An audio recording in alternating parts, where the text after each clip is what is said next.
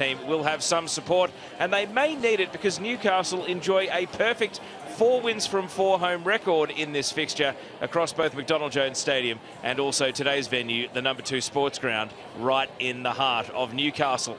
In fact, the genuine away team has never won this match. The only time the away team on paper won was when Wellington was calling Wollongong home in the 21-22 season, when closed borders meant they had to find temporary housing for their first season in the Ninja A-League. There are the teams in the tunnel about to walk out onto the pitch. It was a 1-1 draw when they met at Porirua Park earlier in the season. And the stakes are high for this match, given the value that a team can get up the ladder this afternoon. Newcastle's home support swelling in both the men's, where they are top of the Isuzu Ute A-League competition, and also the women's, where there's a good feeling about the team. But we are going to have a sombre moment before we kick off, as has been the case in every A-League's fixture this weekend. We're going to pause for a moment of applause for the late Rado Vidosic, the coach of Melbourne City's women, undefeated premiers and champions in the 2020 season, and he was also a hugely influential figure, including 2 senior coaching roles in the A-League men's. Let's now join the ground announcer to take part in the moment's acknowledgement and appreciation for Rado Vidosic. The Australian football community is deeply saddened to learn of the passing of Rado Vidosic. Rado leaves an enduring legacy in our game, inspiring and empowering men's and women's players across our leagues for almost 2 decades. A premiership and championship winning coach, Rado's legacy is felt well beyond the pitch. A friendly, kind-hearted and much-loved football person who worked tirelessly to improve players, coaches and staff around him. We join the wider football community in remembering Rado and extend our heartfelt thoughts and condolences to his family and loved ones. In recognition of his contribution to the game, we ask, if you are able, to please stand for a moment of applause for Rado Vidosic.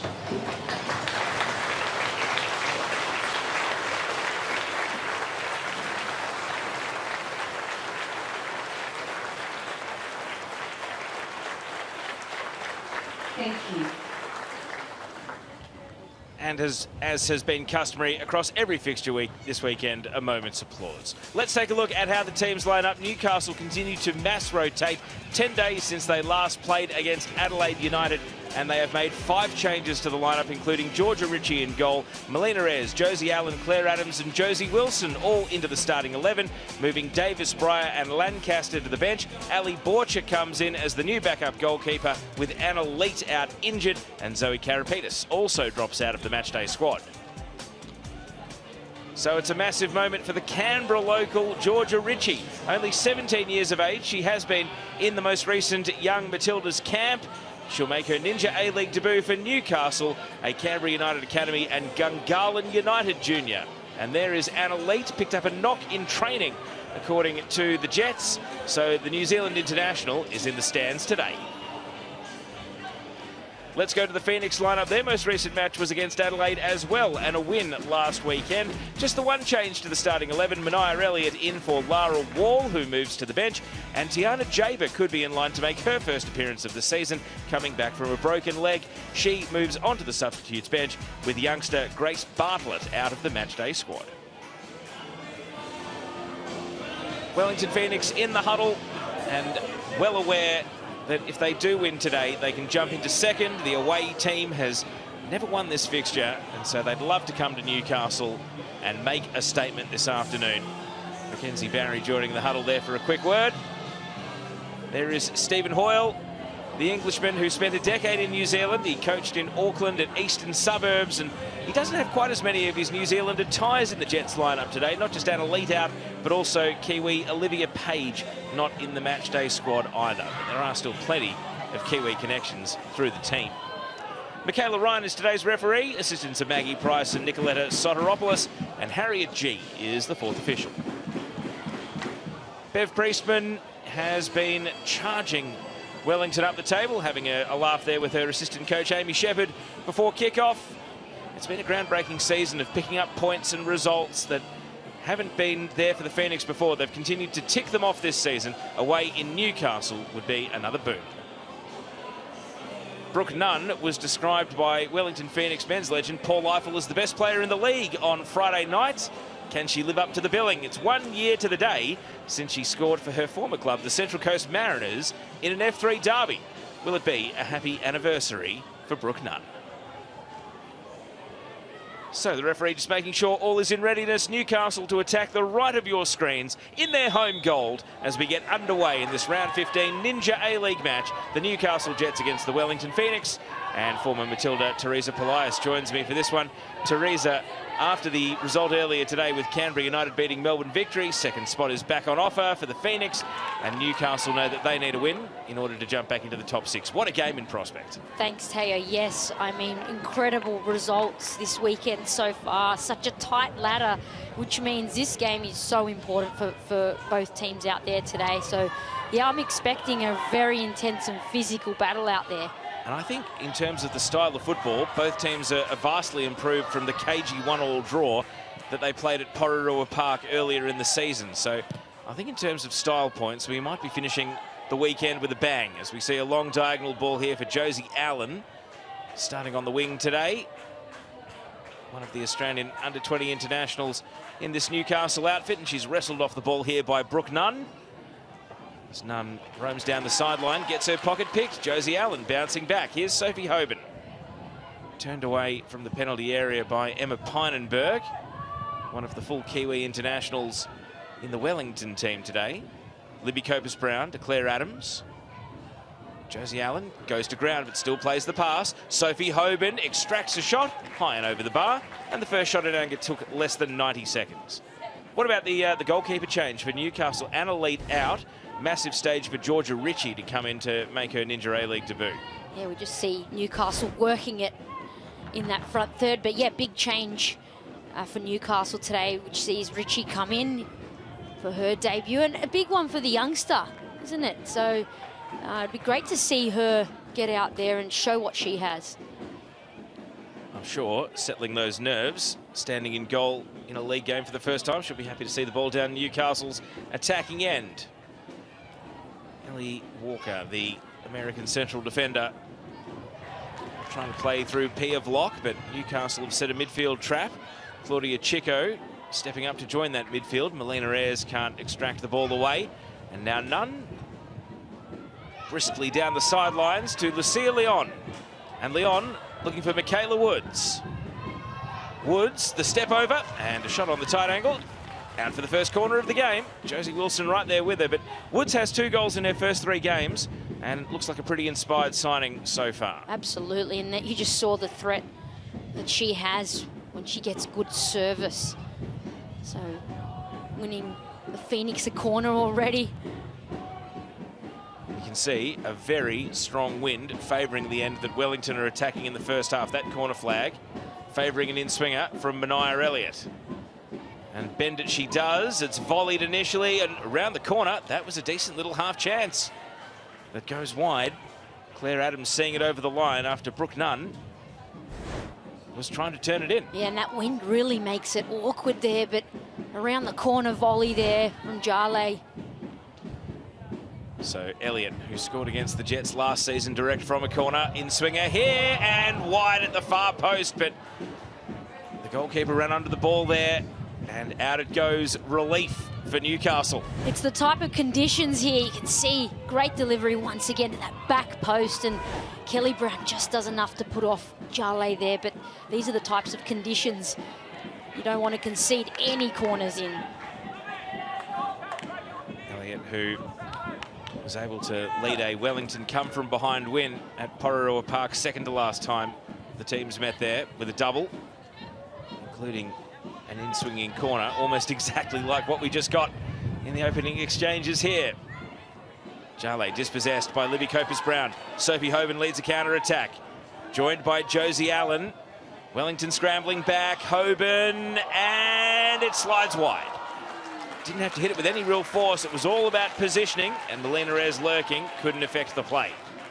We've seen time and time again Melina Ayres in those positions. But how exciting is Josie Allen as a player? She really gets things going, comes up with opportunities, and it's back and forth already in this match. Essen takes the goal kick for Wellington. Brown, back pass, Ritchie. Sweeps the ball out to the left, and, well, the backspin on the ball has outfoxed Claire Adams there and found its way out for a Wellington throw. So that's going to catch the breeze and run out. Gives us another moment for you to ask you one more question about the lineups today. What do you make of Stephen Hoyle's approach of mass rotating the Jets team? It's been 5 changes almost at a minimum for the last 4 or 5 games, and it was understandable during the congested fixture, but it has been 10 days off bye week since their last game. So how much longer do you think the mass rotation continues? You can answer that after the next break in play. Newcastle are on the attack once again, and it's Josie Allen leading the charge and out for a throw. Yeah, it's a great question you posed there, Teo, and I think, you know, we know Stephen Hoyle's all about player welfare, and he does, you know, take into account a lot of things like that, but Newcastle are doing well this season for it. A lot of players are getting experience for it, so... In at the near post here, and confidently defended by Marissa Vandermeer. Out for a throw almost in exactly the same position. So I really think it's done them a world of good in terms of everyone being ready to play when they're needed, and they're doing well this season. Josie Wilson, one of the players who has yo-yoed in and out of the squad. Kelly Brown wins a throw-in. The football Fern. Against her former club, she had 2 non-consecutive stints at the Wellington Phoenix. Wasn't able to score a goal in either of them, but has been able to find the net a couple of times this season for the Jets. And here she is trying to win a corner. The ball's going to stop at the line. And then Mania Elliott would not let it go out. Piavlock takes possession. Emma Dundas able to stop her progress. Look at Jale providing a bit of protection for young Piavlock, muscling Dundas out of the way. Now Jale on the ball herself. Very heavily strapped right hamstring today, but moving all right in the opening exchanges. Vic Essen slices that clearance, and the conditions are perhaps starting to have an outsized impact on the game relative to what we might have expected after watching the warm-ups. Yeah, I think coupled with that, these are both physical teams, so I think we're going to get a bit of a scrap due to that, as well as the conditions. Adams takes the throw. Copus Brown against Vlock. Brooke Nunn. Hard against the sideline Piavlock and able to win the throw-in. Vlock has been something of a revelation in her first Inter-A-League season. The 17-year-old with 2 goals already. Was primarily playing against the boys over winter in the New Zealand National League. Popped over to Auckland United for 1 game, scored a hat-trick, and then went back to playing in the boys' leagues. She certainly came in ready and hit the ground running. High clearance here from Ritchie. Pynenberg brings the ball down. Look at Hoban, has started this game inspired. Winning possession, but not able to then force the pass on. Jale picks it back up for the Phoenix. Mackenzie Barry. Now Essen to Marissa Vandermeer. Asking a lot here of Mania Elliott, and that's just going to accelerate and run away out for a goal kick. Vandermeer, one of the players who, as we see Hoban's energetic midfield tackling there. Vandermeer, one of the players who did play under Rado Vidosic at Melbourne City off the back of the title-winning season. Certainly in our thoughts, the family and former Melbourne City coach Dario Vidosic, son of Rado. And it's been great, Teresa, to see tribute paid with that moment's applause at every game this weekend. Absolutely, and, you know, so deserving of a man who gave so much, not just to the game, but, you know, everyone speaks of him as a human being and that he enriched their lives, not just on the pitch, but off it. So, very sad news and lovely tributes to a great man. Back to the action as Elliott applies the press. Jale, Vlock, edge of the box, free to shoot, and Wellington lead away. Piavlock, 3rd goal of the season for the 17-year-old. And at the other end for Newcastle, a tough initiation for their first game goalkeeper, Georgia Ritchie. And the Phoenix make a statement in the first 10 minutes. What a strike this was from the youngster. Outside of the box. She was inside the box, tracked back, knew her surroundings. Unopposed, great ball from Jale. Takes the touch, second touch to get it out of her feet and adjust well for a good shot. And what a finish. Brilliant stuff from the youngster. So with that goal, she's now got 3 A-League women's goals. And as I mentioned, she's matched her New Zealand Women's National League tally of 3 for the season as well. What a year 2026 could promise to be for Pia Vlock. I mean, 17 years old and having the ability to have the composure to know I need to take another touch, get the ball out of my feet to get a good shot away. Most players would rush that shot knowing defenders are bearing down on them. That was outstanding. And so, how do Newcastle adjust? Defending against the wind in the first half. Looks like it's going to be quite a tough task, especially with passes like that. Michaela Woods with a bender just wide. Well, the American looking for her 3rd goal of the season, a season that only started 4 games ago. Here she is, Woods, with just tries to finesse that, curl it in, but didn't get it on goal. I think the Phoenix were finding it a little hard to adjust with the wind in terms of playing the ball in behind, but they've certainly got it right when it comes to shooting in around the area. Newcastle trying to play their way into the midfield third. Adams around the wing. Hoban has been the outlet for most of the attacking drive so far. Josie Allen to Libby Copus-Brown. Hoban making a run. Walker. Hoban still able to turn and face and then wheels away from goal again. Copus-Brown hangs up across. Josie Wilson bombing on here. He's going to turn it back to Kelly Brown.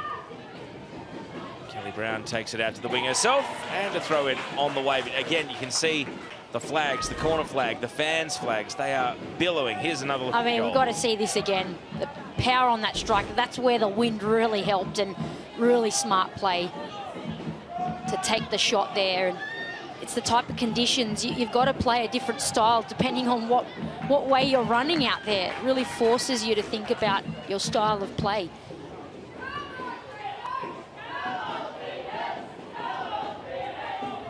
Well, I mentioned there's a decent contingent of Wellington fans, many of them based in Australia rather than travellers.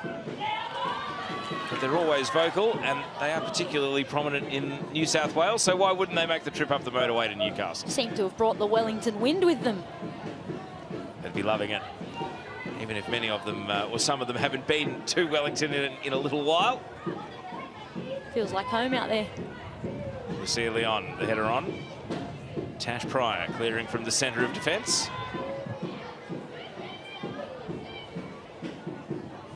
See possession. Newcastle might have been the ball-dominant team, but it's Wellington who've had the cutting edge so far. And Vlock is taking the game on again. Doubles back and drives a right-footed cross, and Adams wise enough to leave it without a touch to go through the area. Of course, so much of Australia's focus has been on the Asian Cup and the Matildas. We know that there's a really strong New Zealand international connection. Football ferns, leave that point aside because the ball is set up kindly for Leon. Oh, the ball's been knocked out of the goalkeeper's hands. Adams goes to ground. It's chaos. It's over the line. Michaela Woods is saying it should count, but the referee's whistle had already gone, and that was a bit of a mess. It was a bit of a mess here, Tay. I thought it was friendly fire there between Pryor and Ritchie. It's an interesting one. We'll stay with Vlock shooting again at her second. It's all happening for Wellington. And the young sensation, Pia Vlock, has a quick-fire double.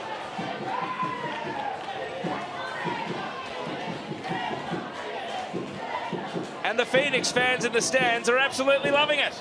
Well, hasn't Pia Vlok turned up to play today in and around that 18-yard area? She is ruthless. Have a look at this. Great little ball in from Woods, and once again sets herself up for a stinging shot. The wind to help as well. Incredible.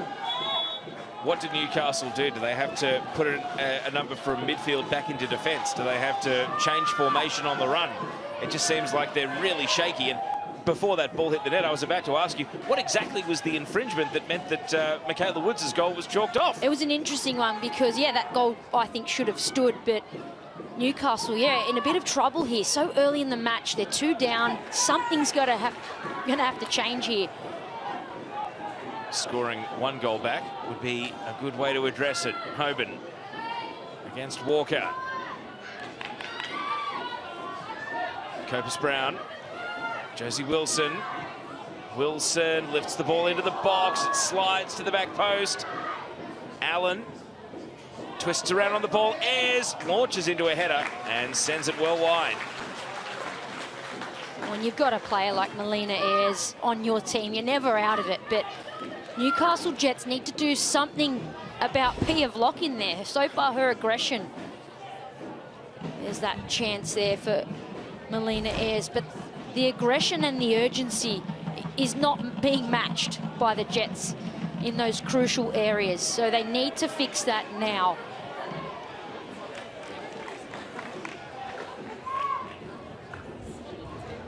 Stephen Hoyle seated in his technical area there. You can see at the base of the screen, watching Wellington about to take this throw in. Kelly Brown.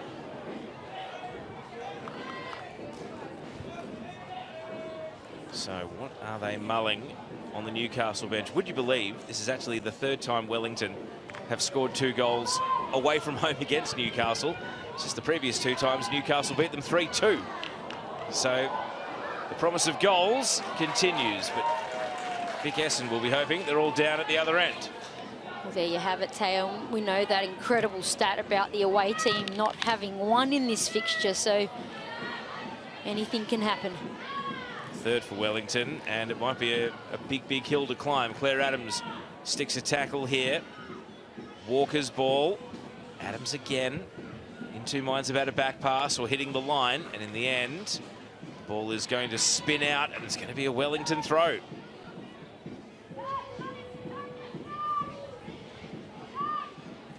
Eight total shots in the game. Wellington with the only 2 that have hit the back of the net. And I'm sure Wellington have been instructed to test Richie today. It's her first game. She's a youngster, but she needs a bit of protection from her own teammates. Not good enough from the Jets. Woods back to goal. Dundas trying to pick her pocket. Lucia Leon cuts the ball back. Copus Brown goes to ground, and the whistle is there to Newcastle's aid.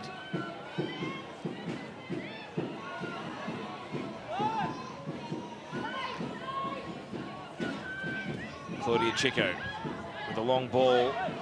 Doesn't even get close to the halfway line. That's how tough it is going into the wind. But this might be a beautiful pass from Dundas to release Josie Allen. Not if the assistant referee's flag has anything to say about it. Felt like a bit of a delay there, but we know the rule. Here's that 2nd goal from Vlok once again. Really great touch in a tight space to set herself up for a really good ripping shot, but Josie Allen offside there. Couldn't blow the whistle till she touched the ball. Hasn't scored a goal this season. Allen, last goal was almost a year ago now, back in February. Also in an F3 derby against Central Coast Mariners. Pia Vlok, casual as you like, still got the chewing gum in the mouth. She's on a hat-trick here, don't forget. Out there. I had to do this with Brodie Burkett in the men's last week. Quickly work out the youngest hat-trick scorers in the A-League men's. It turned out he was number 4 on the list, and Nesteri Iran Kunda was number 1.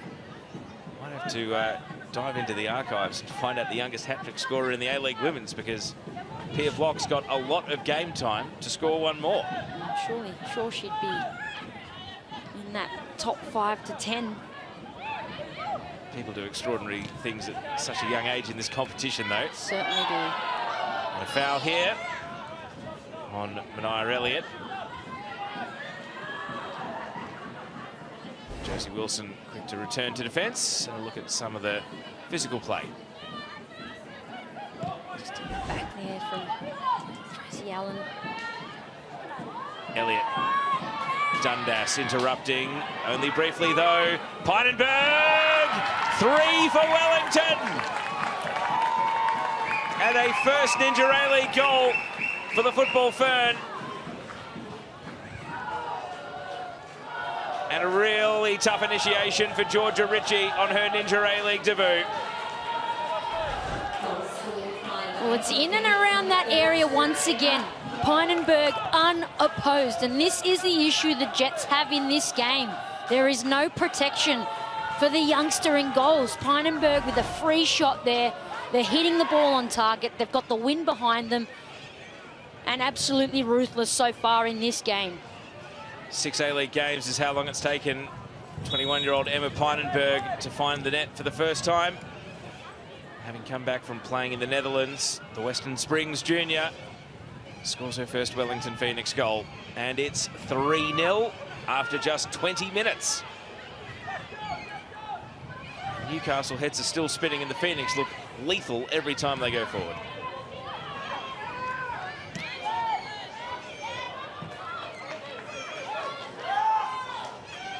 And as we know, Teresa, the Wellington Phoenix already have the best goal difference in the league.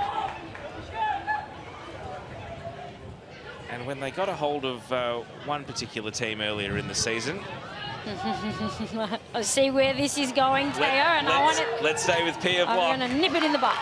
Here's Block advancing forward, out to the wing. Michaela Woods. Well, we shouldn't be so familiar. For those of you tuning in, of course, Wellington did beat Sydney FC 7-0, their club record win earlier in the season. So evidence that even when they get a team, you know, in a vulnerable position, they have not shown mercy. They have gone on and run up their goal difference. And they are now really starting to pull away in that goal difference count, which could prove crucial in the battle for the premiership. They're plus 15. Ladder leaders Melbourne City are plus 8. It's almost double. It's incredible. They're absolutely merciless when they get a hold of you. And so at this, well, before these 3 goals, their goal difference was plus 12. So they're in really good stead at the moment. Jale sidesteps Dundas. Pynenberg, the most recent goal scorer. Is she on for more? Brooke Nunn wants to get involved. First time cross behind for a corner. And earlier I asked you, Teresa, do Newcastle think about a formation change? We're a quarter of the way through the game. Do they have to think about subs in the first half? Well, you've got a question here. What's happening in the midfield? Because the defenders are busy. They've got Woods up there to worry about. And it's the midfield, I believe, that are letting the Phoenix midfield run riot here. There is no pressure on those players driving forward. So Manair Elliott with another opportunity for the in-swinging corner. Big pack of players waiting on the goal line. Elliott, good defensive header by Wilson. Lucia Leon, Ellie Walker, 4! And it's another first-time Phoenix goal scorer, the American defender, Ellie Walker celebrates. 4-0 to the Wellington Phoenix.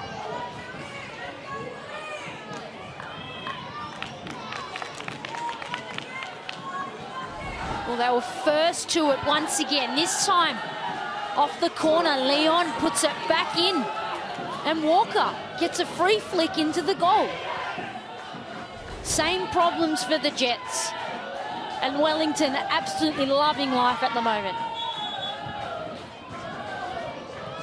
Well, the Jets kick off. Their heads are spinning here. They need to find a way just to slow down the pace of play. One of the reasons that the goals keep coming is that the ball is constantly in play. They need to find, if they can't put their foot on the ball and defend with the ball, what can they do to try and slow the Phoenix down? They're just relentless at the moment. Michaela Woods chasing here against Claudia Chico, and Chico is able to stop her progress with a good tackle.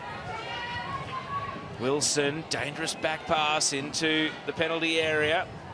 Pryor to Ritchie.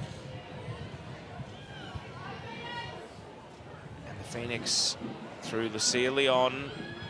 And now Pia Vlock, who is on a hat-trick, gets a touch on the ball. Claire Adams back into the middle for Pryor. Now Dundas. Adams. Down the left side, Sophie Hoban, heavy first touch, and Pynenberg puts it out. Well, you can see the Jets, they're absolutely frazzled out there. They need their leaders to step up, calm the situation, get the ball under control in possession.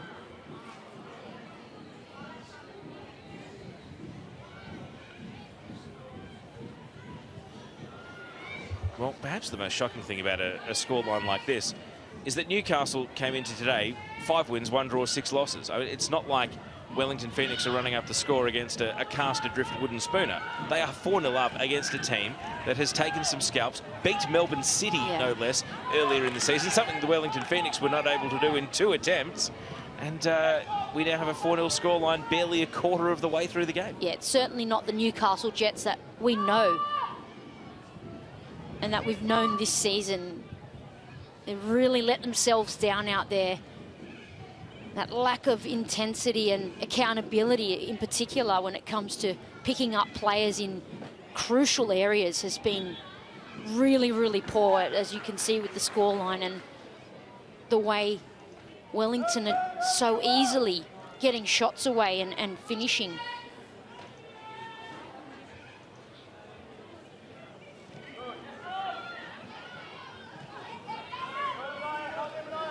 They spend a bit of time down in their attacking half just to try and give the defence a bit of respite.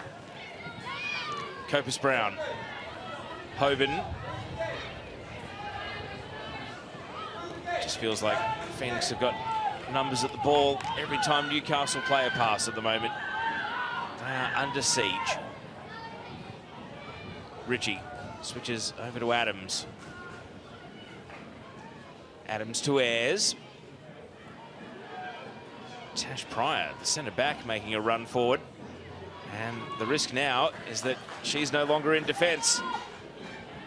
Leon just trying to keep hold of the ball and then plays a back pass to Steady. To the most recent scorer, Ellie Walker, coming up with her first Ninja A-League goal.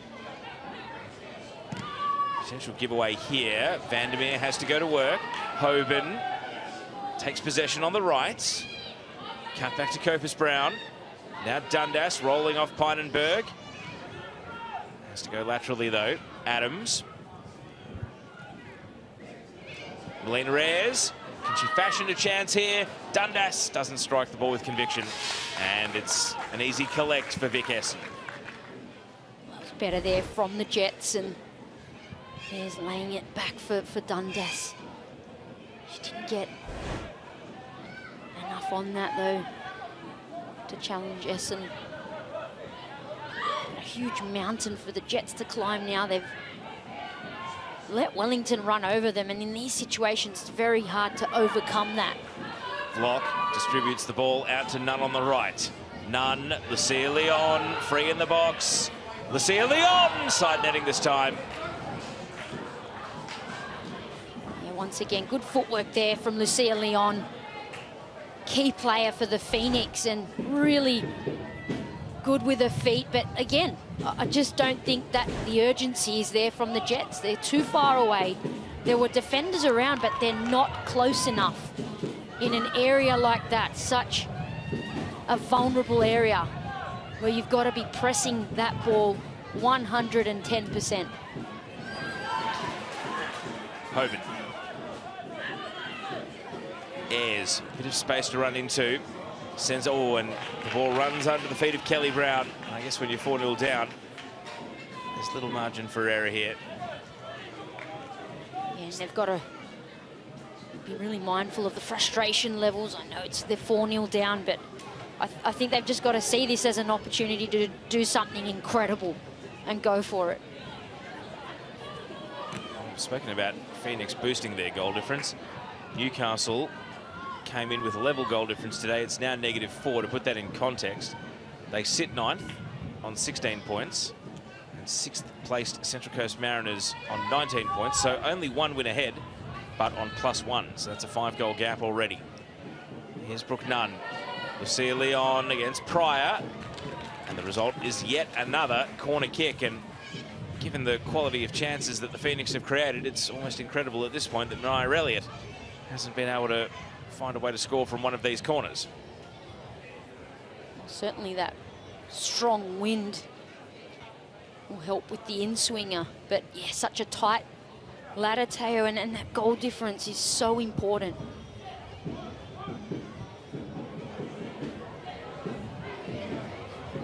So Elliott taking her time. That's what the goal line looks like for Georgia Ritchie and the Newcastle defence.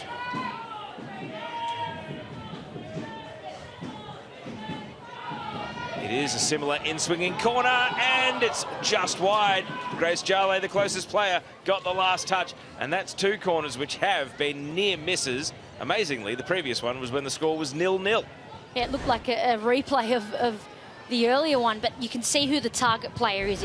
It's Jale at that back post, and once again, Jets very lucky. Walker. Michaela Woods on the turn, off the post and into the gloves of Ritchie. Well, the width of the post away from 5-0 in half an hour. We can see the Jets defenders dropping off in the box. Perhaps a little insight into their current mental state. And Leon, Brooke Nunn, nicked off her toes by Claire Adams. Mackenzie Barry getting forward. Never scored an A-League women's goal. Mackenzie Barry is going to swing it across here off the head of Pryor. Chasing it to the left side of the area was Elliott, but Kelly Brown is on her case. Elliott, crunching challenge. No whistle. Play continues. No, whistle does go. Well, a couple of Football Ferns teammates. Absolutely no quarter given there. no love lost there between them, but here's that strike there from Woods, and it's hit the post, and the challenge. Is it even a foul? I don't see the foul in that, to be quite honest. Kelly Brown is going to do some running repairs. We spoke about how do the Jets get a breather. Well, this might be it. Some of the Phoenix players are coming over to the sideline for a drink. Do you even say anything if you're Bev Priestman, or if you do, what do you say? I mean, keep going. That's what you say. If you're Bev Priestman, that's the easy one. I think the Jets need to get Kelly Brown to stay down as long as possible and have a crisis talk at the moment. Well, look at that. Michaela Woods, we saw her dancing after scoring a goal that got the score back to 2-1 against Melbourne City. She's definitely dancing now. Were you ever in this situation as a player, 4-0 down this early in a game? Not to bring back bad memories for you, T. Thanks, Dale, once again. But I guess give us the player's mindset. What do you do when you know there's an hour to go? And as we see a replay of Michaela Woods there, like, the record books are kind of in play here. I mean, the league record score is 11-0, and if this pace keeps up, it could be in trouble. Yeah, I mean, I've certainly been in situations like that, probably not this early on, but yeah, you're getting your team together and you're having a crisis talk and trying to tweak things before it gets worse. There's plenty of time left in this match for the Jets to do something, but if they don't change some of the behaviours we're seeing out there, it's not looking good. Well, one thing that Stephen Hoyle doesn't do is he's not a big shouter. He can provide a bit of a dialogue, but he certainly isn't, I would say, a combustible or fire and brimstone sort of a coach. So you're not going to hear him, not to jinx it, you're not going to hear him losing his mind on the sideline here. And I guess there's almost no point shouting once it's got to four. I mean, that's you need to focus on process. Yeah, that's all well and good. He does have his processes in place, but I'm saying from a leadership perspective, the players on the field need to step up and get the team together and try to motivate their team, leaders included, to change the habits out there that have put them into this position to begin with, because this is not the Newcastle Jets we know this season. They have an attacking half throw in. Adams. Ayres. Adams again. Josie Allen. Pynenberg makes the challenge. Weaving through the midfield, Emma Pynenberg. Woods, the layoff. Vlock. And Now breaks out to the wing, P of Lock. Brooke Nunn.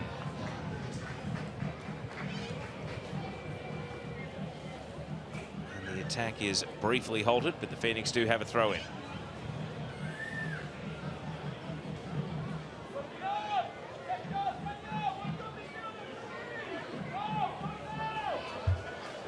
Essen. Running out of the penalty area. An ambitious pass, especially given the ball accelerating off the turf in the wind, and it did prove a little tough to trap for Elliott. Kelly Brown's throw in, volley by Vandermeer. Vlock. Adams. Josie Allen.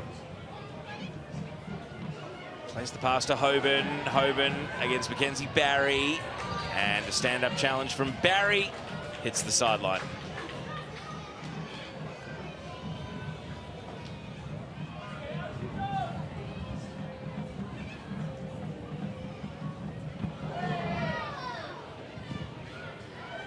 The referee pointed for advantage, and Newcastle have taken it backwards.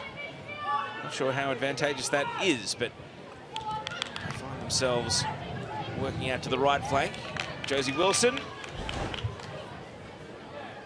There's the clash between Barry and Hoban, and once again, that's the foul where the referee did wave play on.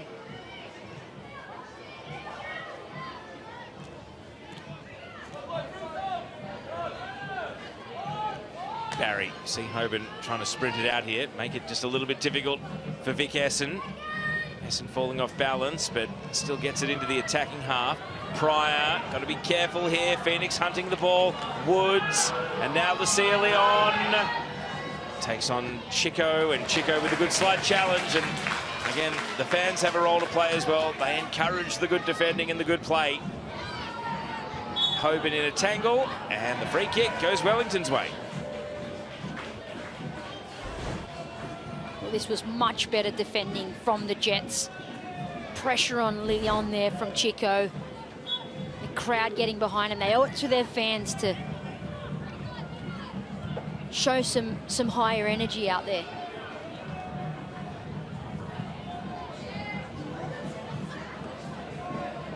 Leon cuts it in for Brooke Nunn. Cleared by Adams. So much of the attacking. Of course, the wind may be a factor in this. Has been down the right side of the pitch as well. Almost exclusively, really. Only very briefly have the Phoenix attacked towards their penalty area from the left. What sort of distance are we going to see on a long throw here? Walker hurls it, not quite to the edge of the 6-yard box. Wilson.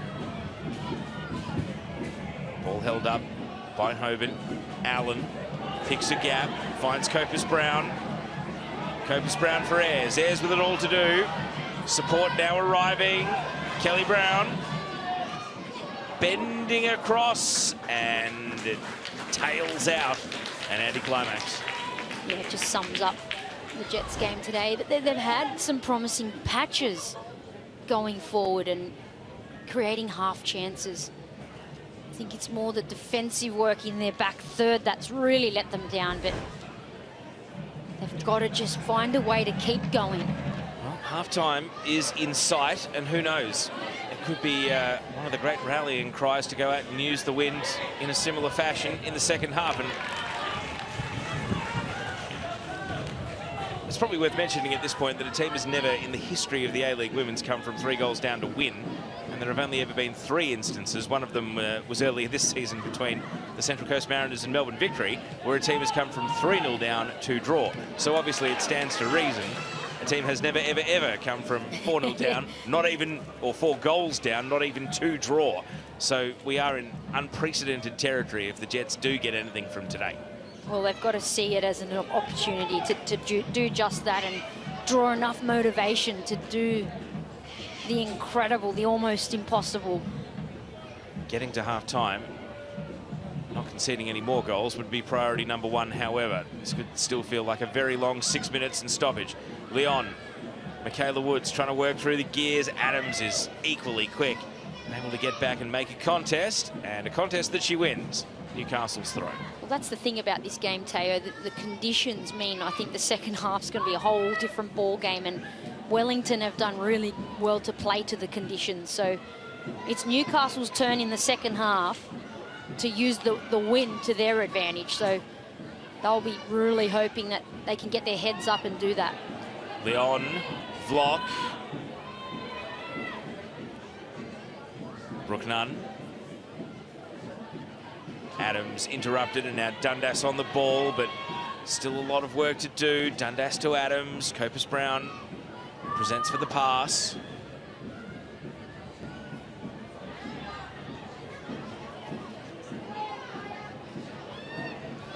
Chico. Switching over to Wilson. Wilson waited for both the ball and Manaia Elliott to arrive, but still able to win a throw-in. Wellington really targeting the press on that left side. Copus Brown. Mackenzie Barry. Walker leaves the ball with Hoban. And Sophie Hoban sees Kelly Brown on the right side. Ayres making a run in the middle. That pass had to do a lot, though. Can't get past Mackenzie Barry. Libby Copus Brown follows up. And Elliott, not a decisive clearance. Vlock takes a step or two back in order to open up the pitch. The referee signals advantage for the legs tangle. And Brooke Nunn is dashing forward here. And stopped in her tracks by Claire Adams. Now Allen onto Hoban. It's 4-on-3 if Newcastle are quick enough here. Can they execute? Well, Adams ran offside, and out came Vic Essen to clear. That was the sort of picture that might give the Jets hope for the second half, though. Definitely is when you got Hoban driving forward. She'll be disappointed with the pass she did put in the end, but they're the sort of situations they want to get themselves in. That numerical advantage is very important.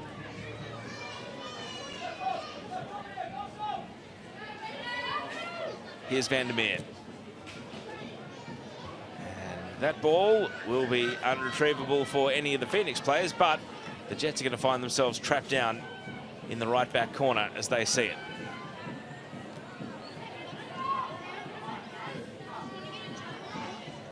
Wilson down the line. Brown.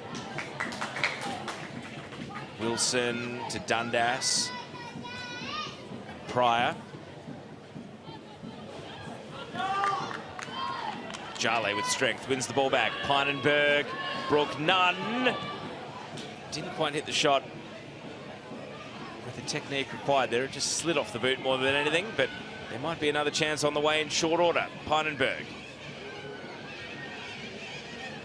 Got some bad news that just down the road in Gosford, the A-League men's game has had to take a pause for a lightning delay. So hopefully the strong wind is not blowing the weather up from Gosford to Newcastle. We can have this match uninterrupted. Yeah, fingers crossed there, Teo.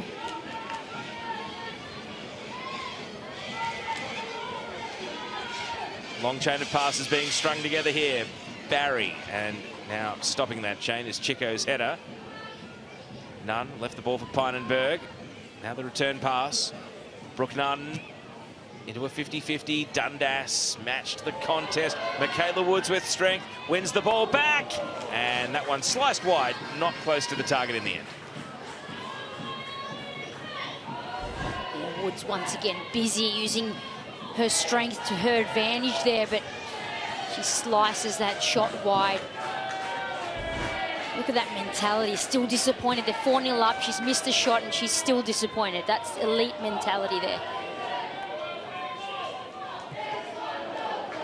Walker, bit of friendly fire, the clearance from Mackenzie Barry. Now this is not good news. Pia Vlock is down and the ball is live in play, so it's 11 versus 10. Wilson advancing forward. Attempted through ball, just a little too much on it for Hoban. Well, could the young sensation? No, it looks hopefully just cosmetic, but a bit of blood has been drawn, so hopefully that's bandaged up without too many drums. Just customary rules there.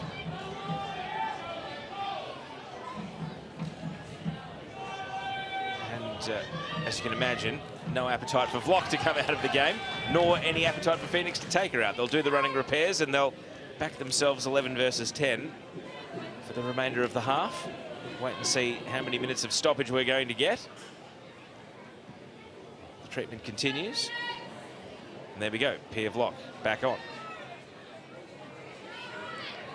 I wonder if, was that a little fast and loose with getting the referee's permission to come and go from the pitch? I'm sure it was all in order. Fourth official, Harriet G, policing it all. Well, she would have been called back off if there was anything untoward, but... I know, I'm not going to stir up the referee's hornet's nest. Bottom line is we're ticking into stoppage time, and Harriet G's next job is to raise the board and say 2 minutes of additional time to end what has been a memorable half for the Wellington Phoenix.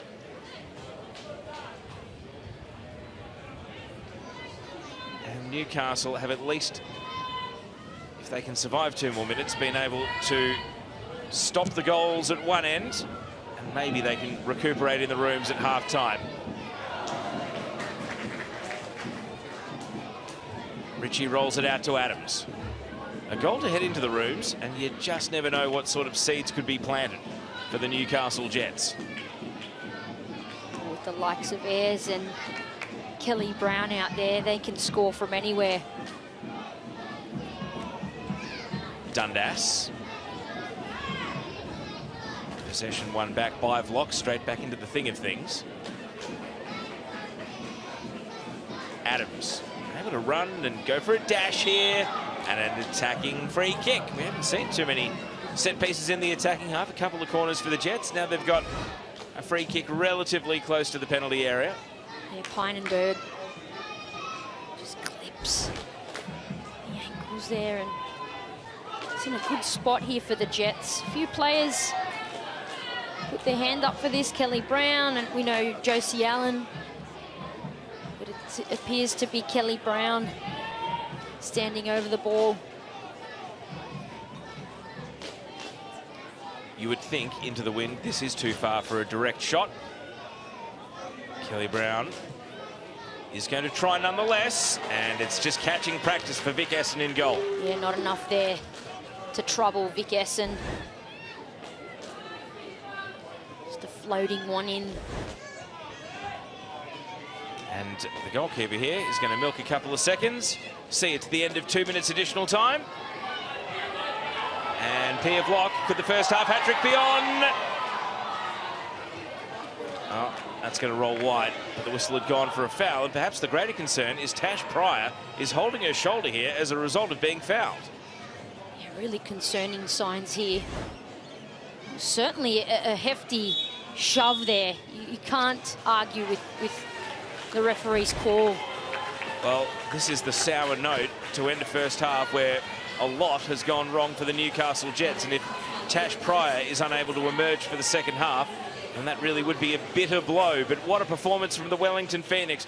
Pia Vlock with the first 2 goals, and then first Ninja A-League goals for Emma Pynenberg and Ellie Walker in a dominant first half display. It's Newcastle Jets 0, Wellington Phoenix 4. So, Teresa Polias, Wellington flexing their muscles. You wouldn't know this is the team that's had their season derailed, well, not derailed at all, by 3 ACL injuries, the loss of Sabitra Bandari, Tessel Middag. Their replacement signings were good, but it's their youngster, Pia Vlock, who was the star. I mean, what a player she is to put herself in those dangerous positions, and the maturity to take a touch under pressure and know she needs to readjust, get the ball out of her feet, and get a great shot away. Really outstanding performance so far. Gets the brace in the first half, so she's in line for a hat-trick as well. Really unbelievable, but Wellington really played well to the conditions. They used the wind to their advantage, and great strike there from Pynenberg, just in and around that area. Newcastle Jets not pressing them, and they're seeing the opportunity to take the strike, and they're capitalising. And a really tough first Ninja A-League game for young Georgia Ritchie in goal. This was Ellie Walker, and that one broke the keeper's hands on its way in. Like, your heart breaks, but I guess it's the top flight. You know, if you're in the deep end, you sink or you swim, and this will hopefully be an experience that hardens young Georgia Ritchie. Yeah, certainly will. You know, she'll bounce back from this, but in saying that, she needs more protection from her teammates in front of her. See, the shot count is 12-3 on target, 4-0. They've scored 4 of their shots on target, and the only intrigue now is whether Newcastle can launch a comeback. Tash Pryor able to walk off under her own steam into the rooms at halftime. Hopefully any treatment that continues in the rooms does not preclude her from continuing the rest of the game. The Phoenix fans, they're in disbelief. And our halftime show to continue discussing all things Ninja A-League is coming up on the other side of this short break.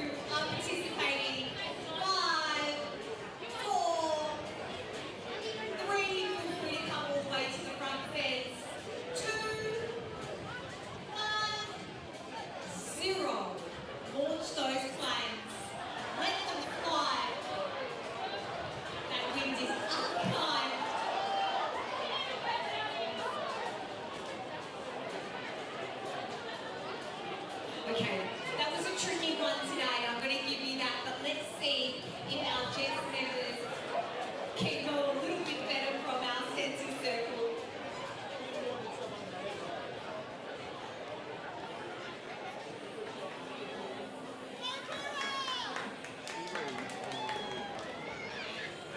And we're also welcoming out onto the pitch our mini crew today from County. Give them a round of applause, our wonderful mini crew.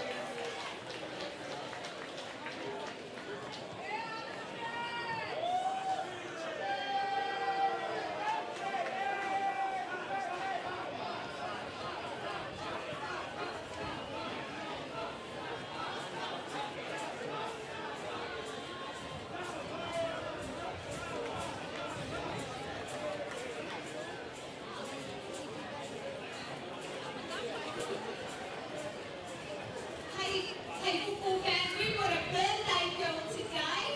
Charlie's 14th birthday. Oh, to be 14 again. She loves her life, but we all say happy birthday, Charlie. 1, 2, 3. Happy birthday! Right, let's see. $1,000 on the line if one of these fabulous students can get their paper plane into the bucket. They are getting good support, and this group is going to be working in their favour. I'll count this down. 5, 4, 3, 2, 1. Fly like the wind. That was really incredible birthday girl. Round of applause, everyone. Congratulations. We didn't get a round of applause here. Nice call on school applause, won't we? Okay, you guys are cool. You can go around some of me off the field because we've got another very exciting event. Live pictures from the number 2 sports ground where the Wellington Phoenix are in dreamland. 4-0 up at halftime away to the Newcastle Jets. And one of the goal scorers in that first half was American defender Ellie Walker, netting for the first time in the Ninja A-League. Wellington's success this season has been built on some of their very strategic recruitment, including the American defender, who's arrived in the Ninja A-League after 3 years in Portugal. Let's hear a little bit more about Ellie Walker. My name is Ellie Walker. I'm from Washington State in the U.S., and I'm a center back. Here's the cross towards that back post, over the head of Lincoln Walker. Oh, how is that somehow being cleared away by Brisbane? There's a million things that motivate me to play my best game, but I think what I've learned along my career so far is that the people are the most important, and they're also the most motivating. How has this stayed out? Have a look at this. Firstly off the post, then Walker. Oh, it's been blocked. Samba has blocked the strike of Walker. I'm pretty sure that's what happened. I played for 2 clubs in Portugal. For the first 2 seasons I played for Torrentes, and then this past season I played for Braga. Both of the clubs and the country and the league as a whole shaped me as a player because I had to learn to play a little bit more technically than coming from the US, which is a little bit of a different style, but I've had to get a little bit smarter and more precise in how I play. As an American footballer playing in Europe, the biggest initial challenge was the language barrier in Portugal and just learning how to communicate with my teammates in all sorts of languages so that everyone's on the same page. I overcame the language barrier challenges by at first learning just specific things on the field that I could communicate with my teammates about, and over the course of 3 years I've come to understand and speak and communicate pretty well in Portuguese. The most surprising aspect of living in New Zealand so far is having to drive on the other side of the road. Not only drive, but you're in the car on the other side of the road. Well, the other side of the car. What a great personality there, Ellie Walker. The Mini-Roos, they are having their own fun in the blustery conditions at the number 2 sports ground, and you can be assured that in a month's time, on March the 1st, every single one of these one-day aspiring Matildas hopefuls will be looking forward to the Asian Cup. But first, let's take a look at the goals so far. Teresa Pilar with a double from Pia Block. I've been feverishly working away to work out if she scores again in the second half, if she'll be the youngest hat-trick scorer. She won't. 17 years, 4 months, 28 days, Pia Block today. Tara Andrews, Newcastle legend. She scored a hat-trick in 2011, aged 16 years, 9 months, 26 days. So she'll potentially be second, maybe third. We'll have the answer on the other side of the break. No surprises there that it was Tara Andrews, but yeah, Wellington absolutely loving their time out there. They're pressing the Jets high and they're not getting pressed on the other end. And that's allowing them to take shots whenever, however they like. And boy, haven't they delivered with 4 amazing goals. One of them off the corner as well, but just not enough pressure from the Jets. The burning question is, in 45 minutes' time, is this halftime break going to feel like it was 5 years ago because the Jets have launched some sort of a comeback, or is it merely a harbinger for more to come as the Phoenix look to rewrite the record books for the second time in barely 2 months? That's perhaps the chat in the rooms about just keeping up the intensity in the second half. So, the Newcastle fans, they'll be full of hope and expectation, as we all are, ahead of the AFC Women's Asian Cup, which kicks off in exactly 1 month. This isn't just a seat in the stands. It's your ticket to fearless ambition, to roar with crowds, for young fans to see heroes up close, to watch world-class skill, grit and grace. This isn't just a tournament. It's a celebration of what's possible when the world watches women rise. Get your ticket to dream. AFC Women's Asian Cup Australia 2026.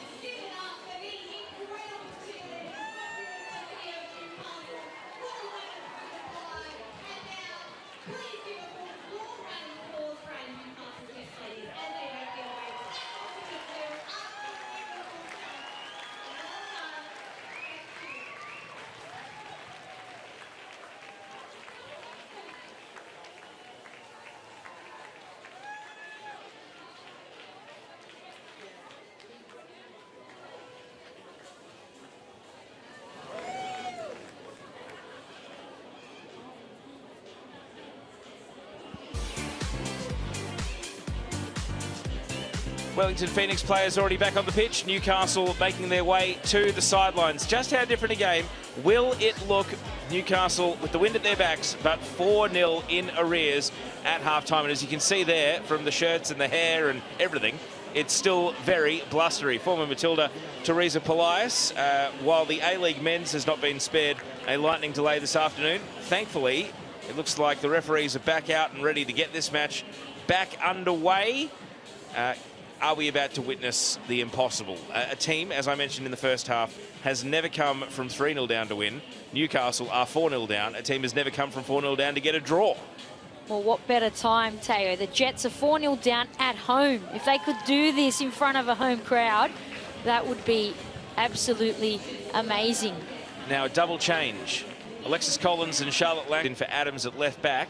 And Alexis Collins, the young attacker who's yet to score a Ninja A-League goal, she herself is only 17 years of age, comes on here.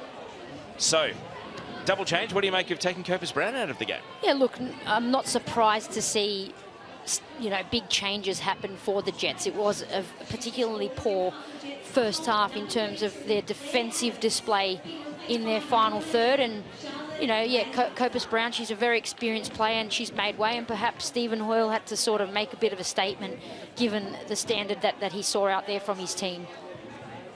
So, we were talking about it during the halftime break. Should Pia Vlock complete her hat-trick, she will be the second youngest hat-trick scorer in Ninja A-League history. But attacking into the wind, let's see exactly what Wellington Phoenix are capable of. Kick-off at the start of the second half. Phoenix 4-0 to the good. Are they about to make the speculation about the win a moot point? Or are Newcastle any chance of mounting a comeback? This is a heavy collision in the opening seconds, and Michaela Woods is the player felt.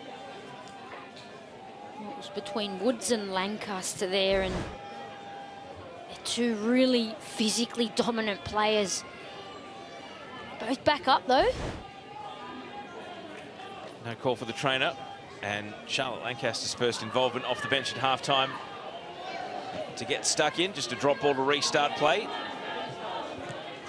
see confirmation there of those halftime subs coming through, but the Phoenix are looking to test Newcastle straight away, and their debutant goalkeeper, Georgia Ritchie.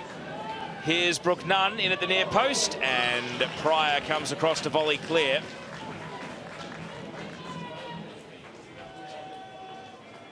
And you see Tash Pryor has taken over the captain's armband after the substitution out of Libby Copus Brown at half-time. Well, great to see that Tash Pryor could continue after her knock or fall.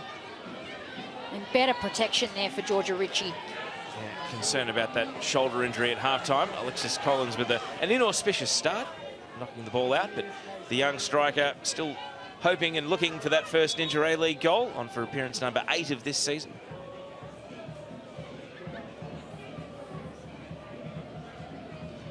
So Walker, the most recent of the 4 goal scorers, takes the throw in. It's coming back with interest though. Collins trying to hold the ball up for Lancaster. Mackenzie Barry lunges into an interception. Vandermeer. And now Kelly Brown. Josie Allen is off and racing down the wing. And the clearance comes from Walker. Can Newcastle spend some sustained time down at their attacking end? That's exactly what Wellington did to them in the first half. They pressed them, particularly on this left side. Throw in, Ayres. The ball just ran away from her. She wasn't able to chase it down. It's been driven out. So a corner kick, the result. It's worth remembering that the Phoenix had a number of in-swinging corners which looked dangerous in the first half. Can Newcastle get it spot on with their first corner of the second? That's exactly what they need to do in this half.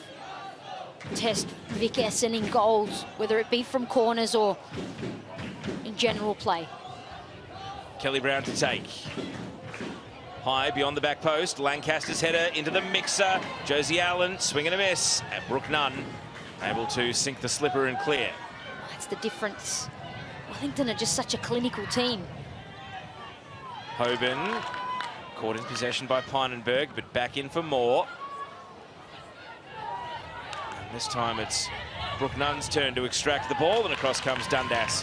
Safety first, out for a throw in. Ball in and Lancaster up up for it, and Josie Allen just a bit of an air swing there. Jets will want more and more of those opportunities in this half. There's plenty of time to get back in this. Ellie Walker's long throws, much tougher going into the wind. Michaela Woods not able to bring that one under control. Lancaster. And a grab from Mackenzie Barry here on Alexis Collins. And we're going to see a yellow card, are we? Yes, brandished to Mackenzie Barry, who goes into referee Michaela Ryan's book.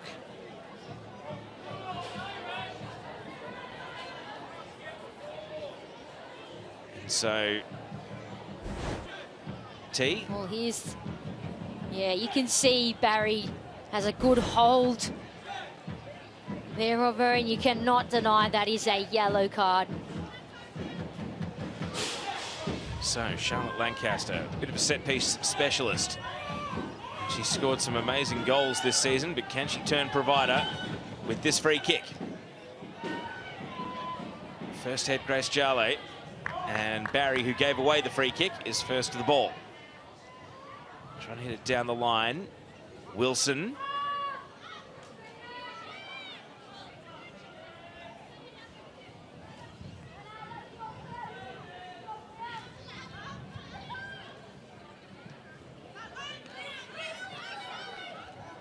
Charlotte Lancaster, the sneaky reverse pass. Alexis Collins makes ground. Runs onto a very acute angle, though. Back to Melina Ayres. And Dundas with a tackle from behind here on Vlock. Dundas leaves the scene. Here's the foul. Ooh, on Vlock. Yeah, it's a heavy one there. She's lucky, I think, not to have picked up a yellow there, Teo. Ben Homer, our colleague, dubbed her the flying chainsaw. There was just a few little revs there, but didn't find her way into the book. Now Michaela Woods, blown up for a foul of her own, and Woods is not going to protest too vociferously, but was able to win a show of strength, albeit illegally in the referee's view. The Jets showing more energy defensively, more urgency, I should say. Ayres knocked off the ball. Brooke Nunn. Committed play in midfield from both Jale and Hoban. It spills to Nunn. Walker steering it back to Essen.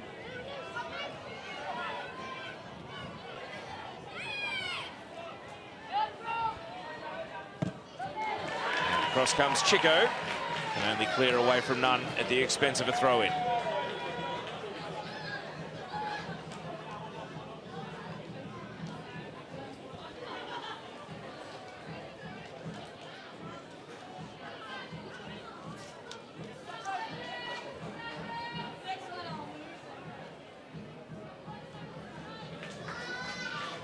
This will suit the Phoenix just fine. Throw-in clearance, able to slowly but surely walk their way down into the attacking half.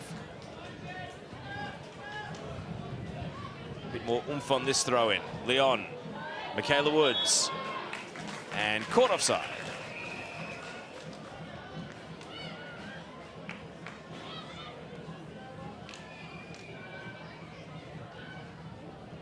Wilson. Kelly Brown just caught behind on the initial challenge. Jale, Hoban, and now Brown. A hopeful ball. Ayres trying to find a way to challenge Walker, but was doing so coming back from an offside position.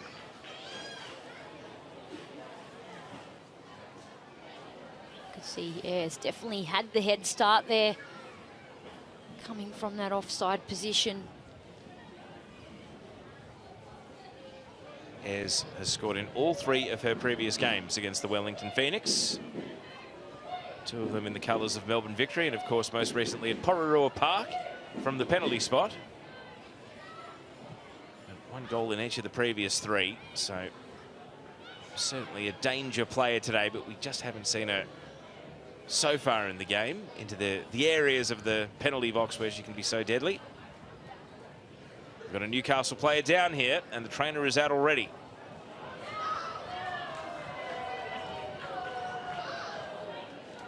And it looks like it's Kelly Brown who is down and sore. So the Jet, here's another look at the way she won that header and appears to have just caught her the wrong way. Newcastle's remaining outfield subs on the bench. They've got Cassidy Davis, India Breyer, and Lauren Allen. So there is Lauren Allen, set to go and warm up. The trainer is continuing the assessment of Kelly Brown out on the pitch, and she's on her haunches, so maybe, yep, the thumbs up. That's all the bench needed to know.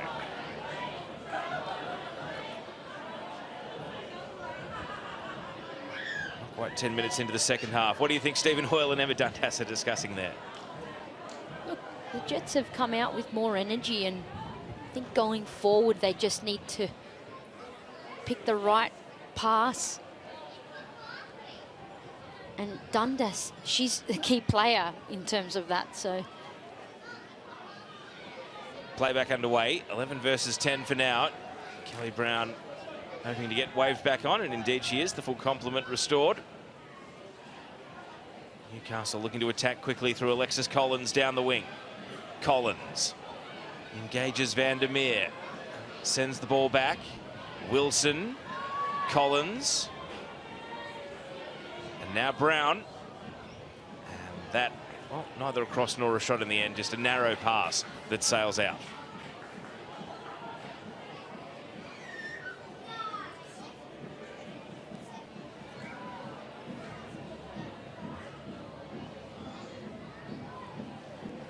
Pynenberg turned into traffic and wins a free kick. Clever leader. Just for half a second it looked like she might have overcooked it. Long ball here, Ritchie out of her line. Foils Michaela Woods, and Josie Allen is going to keep a bouncing ball in. Allen looks up at Brooke Nunn, and as she cuts wide, it will be a Newcastle throw. There's a touch from Allen, keeping the ball in a tight space there, but Brooke Nunn does really well to force her out.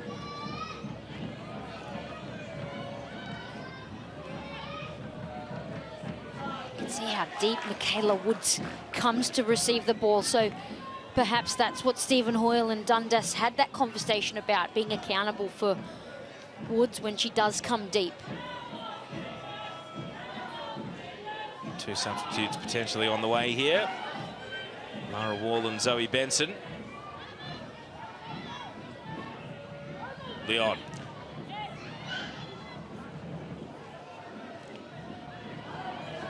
And now Vlock, fouled by Chico. And it is a yellow card for Claudia Chico. So a couple of yellow cards appearing out of the pocket. One for Mackenzie Barry, one for Claudia Chico at the start of the second half. Both defenders as well, so, and both in the thick of the action. So they both need to be careful here. It's quite early still. There's Vlock. It wasn't anything malicious there. It was a heavy touch from Vlock anyhow, but the yellow ticket comes out. So even some distance from goal, Newcastle have set three up in the defensive wall here. Grace Jale. Can she find success against the wind where no others have in the game?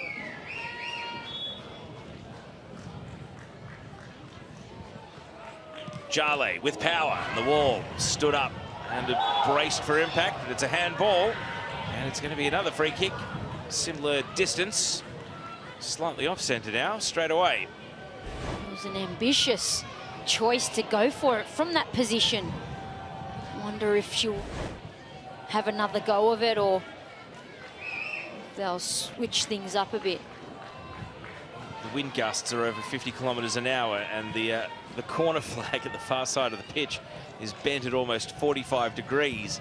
Such is the strength of the wind at the moment. So striking into it, still going to be very difficult. Jale, take two. And this time gets a bit of velocity. It's spilt, and Ritchie recovers quickly. You see Leon apologising, and a yellow card. So the referee's given it as a free kick against Lucia Leon. And Richie, a confidence-building save. Well, she's done 2 great things in this half so far. So really good to see her character come out and make that brave save. Well, it's dangerous play there from Lucia Leon, so that's why that yellow card came out. Almost at the hour mark, and it's going to prompt substitutions here. Cassidy Davis coming on for the Newcastle Jets. And I wonder, is that yellow card the tipping point for Lucia Leon, or if her number was coming up regardless? Marissa Vandermeer comes off, replaced by Lara Wall. And Lucia Leon comes off for Zoe Benson, who was the hero, of course, away in Canberra a couple of weeks ago with the match-winning goal, which was then followed by a second from Pia Vlock right at the end of the game. Being replaced by number 6, Cass Davis. And Josie Wilson has left the game over on the outer side of the pitch. Cassidy Davis coming on. So I think this will be Davis into centre-back and Chico out to right-back for the Newcastle Jets. So both teams making changes as we tick up towards 60 minutes played. Melina Ayres with a flick header on. Alexis Collins trying to find a way around Mackenzie Barry, who is on a yellow card. And who got the last touch? It's a Newcastle corner. Good opportunity here for the Jets. Not much happening so far in this half in terms of big chances. There's Wilson making her way off around the outer side of the pitch. Down at the opposite end here. Charlotte Lancaster, could her left foot provide a goal direct from the corner? Or at least put it in an unmissable position. Lancaster, in swinger, too much. And chances like that going to waste. Well, even if they don't mount a comeback to get something out of the game, just repairing the goal difference could prove so important at the end of the home and away season. Yeah, they'll be keen to get something out of this match. Certainly plenty of time for it. And the conditions suit for them to do some damage, but they need to get their deliveries right. Here's Sophie Hoban breaking into space. Hoban slides through. Alexis Collins saved by Essen. Follow-up from Collins is blocked again.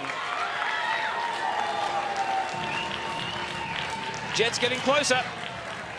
Certainly are. What a save it was. Great touch from Collins. A good ball in from Hoban, and Essen steps up big time.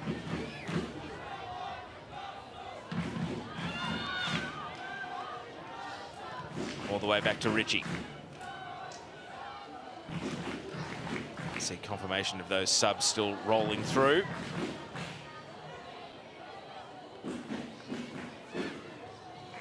Davis. Shadow forward from Bev Priestman on the Phoenix sideline.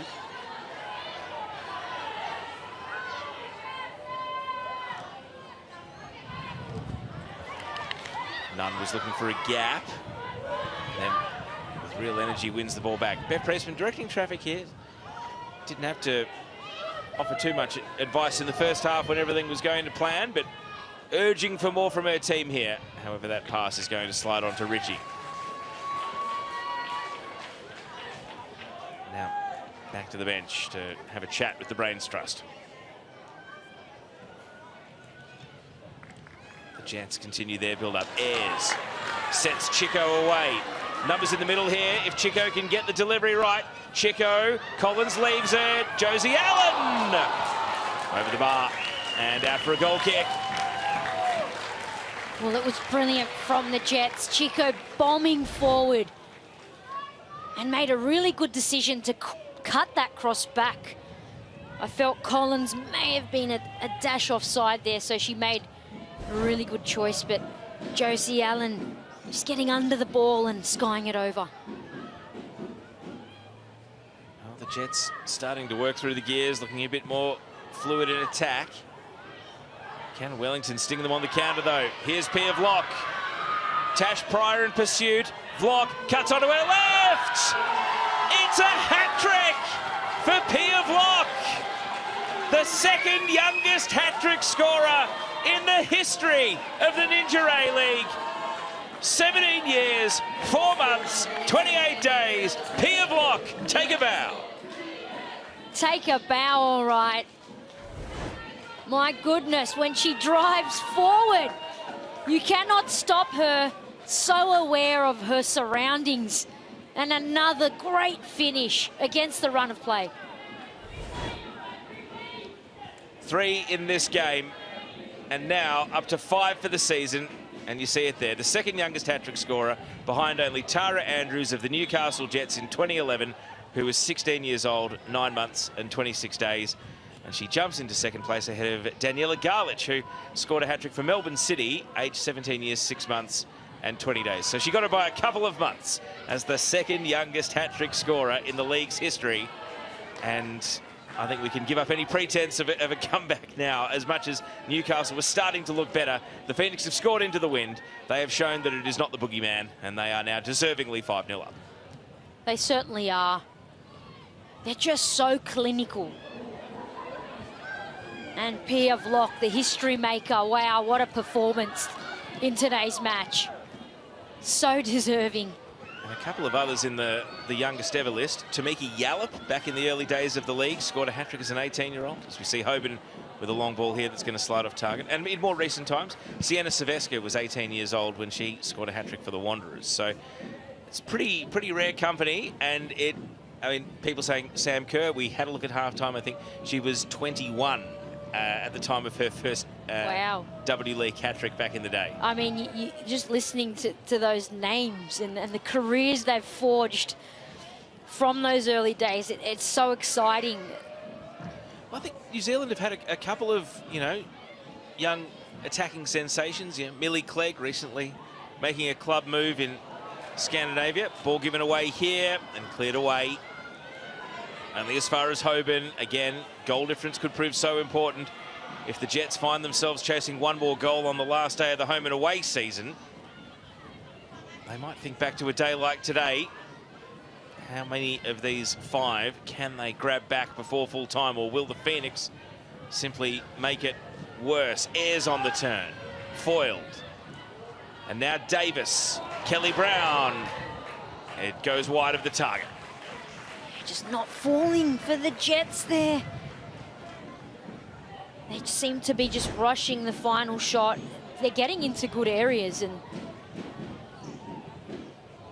the difference is how clinical the Phoenix are. They're oozing confidence as well, and when you are oozing that kind of confidence, it's really hard to put a foot wrong. Now, the other thing we've got to factor in is that it's the first player to score a hat-trick for the Phoenix as well. Wow. Yes. So more history there. Just, well, it's been a history-making season. I mean, we did flag pre-game that the genuine away team had never won this match before, only ever played as the away team on a neutral venue. So a GPS unit is being fixed up for Mania Elliott there by teammate Lara Wall. But, they got their first ever point away in Queensland. Beat Melbourne Victory for the first time, full stop. Yeah.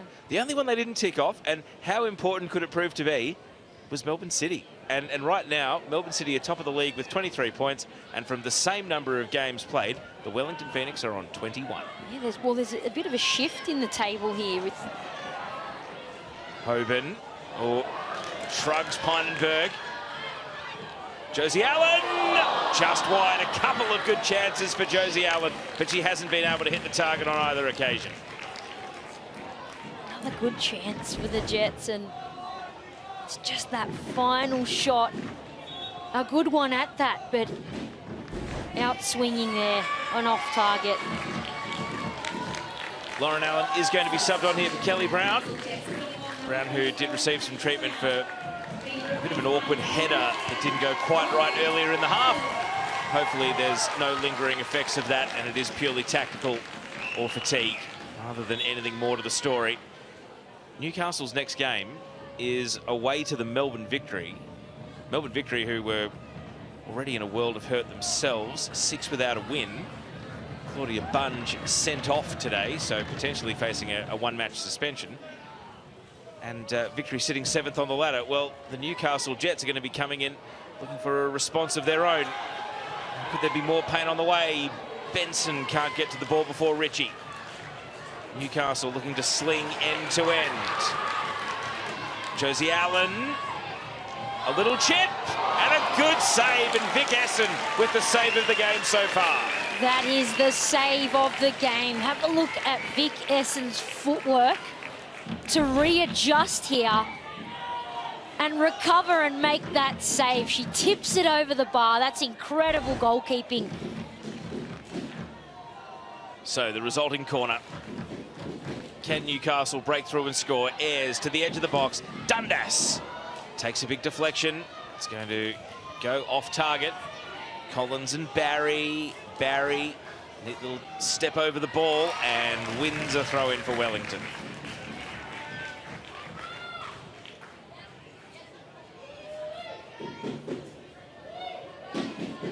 As we tick down to 20 minutes of the 90 to go.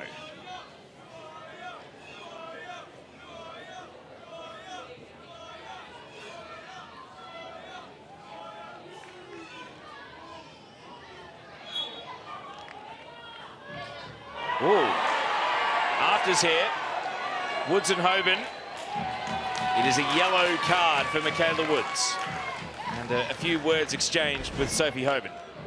Well, Michaela Woods not happy with the challenge there from Hoban, and yeah, some serious afters there. And I mean, people with very long memories, David Beckham getting sent off in the 1998 World Cup would have said it was for less severe contact than that.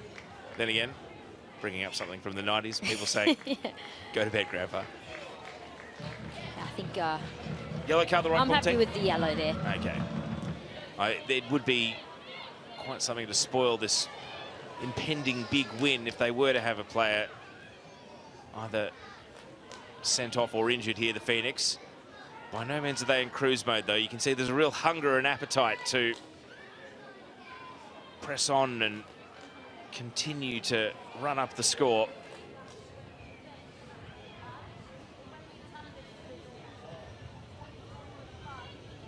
I've been impressed with Wellington's approach to the game. On ball here, Essen wheels around onto a left-footed clearance and drives it into touch. They've been calm in this second half, but not complacent. They're urgent when they need to be, and that just shows how professional and mature they are, coming away and scoring 5 so far. Double change, and the hat-trick hero takes her leave. The latest injury replacement signing, Mackenzie Anthony, will come on as her replacement.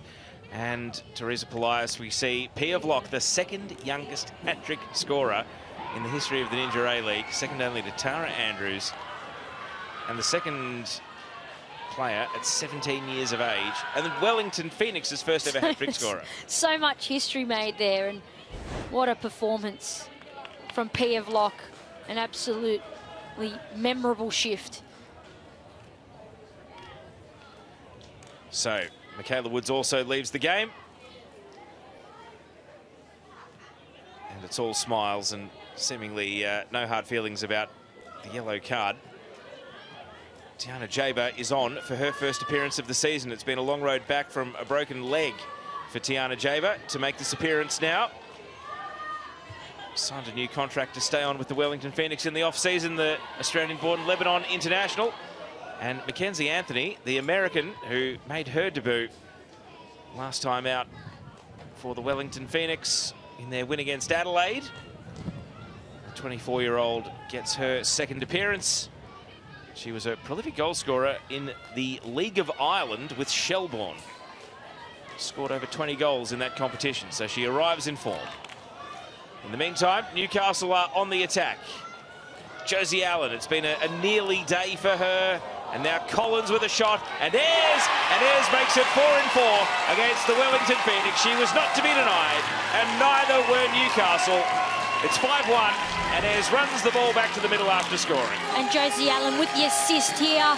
It took a deflection, came back out twice, and Ayres in that area. She doesn't put her foot wrong.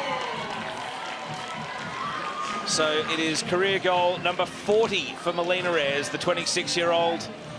And it does mean that in every game this weekend, both teams have scored, T. The goals have just kept raining in. An amazing weekend, full of goals, great goals at that, and hopefully more to come, Teo. Well, that's what the Newcastle will certainly be hoping.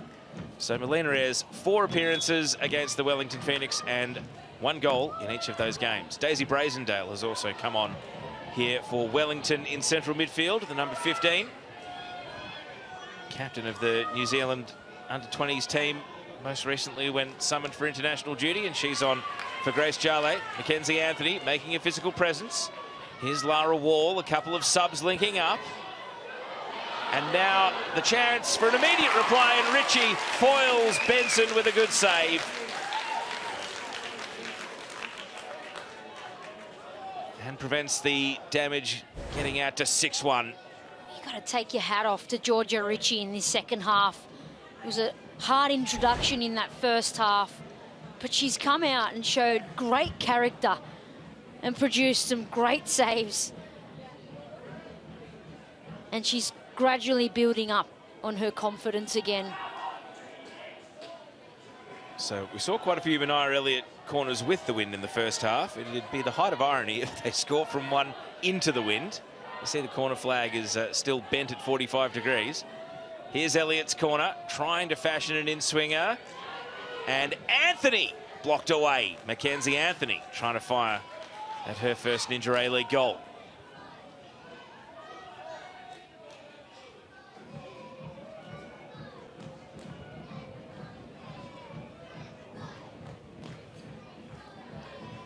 And everyone can just take a breath. It's been end-to-end since the Newcastle goal.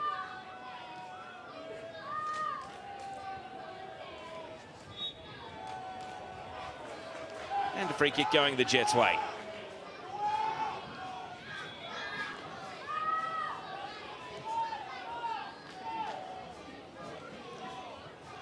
And a bit of confusion about where to take the restart.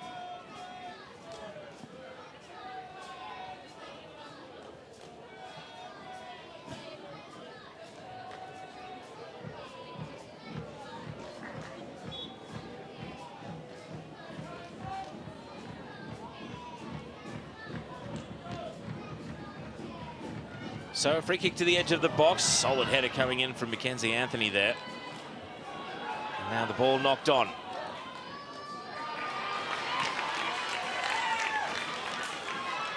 Josie Allen.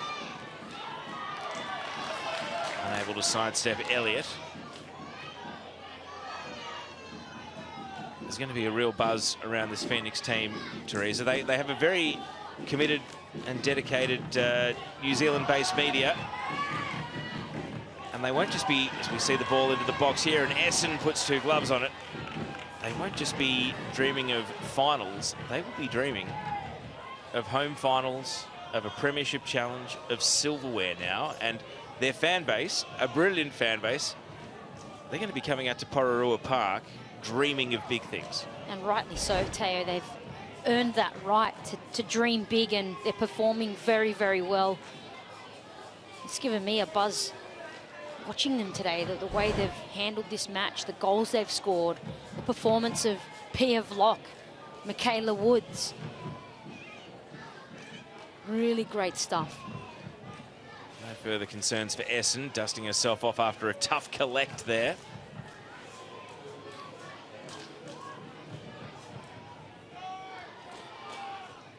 We're still left guessing as to what the final scoreline is going to be here. And as we flagged earlier, the incredibly close top 6 race in the A-League. Newcastle Jets 17 goals for, 22 against. They have every motivation to play out this game and try to peg some of these goals back. Wellington, they're just having fun out there. Mackenzie Anthony runs at Chico and is able to win a corner.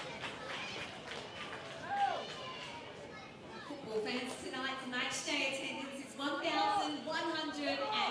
Thank you so much. Good turnout at the number 2 sports ground, 1,102, as you heard from the ground announcer there. I guess they will all be talking about this game. They just won't be talking about a home win. Yeah, that's the unfortunate thing about the Jets' performance in that first half. great support out there, and despite them being down, that the crowd's been really vocal and supportive. Here's the thing, they've still been treated to a very entertaining game and a good display of football. It just happens to have been from the visiting team.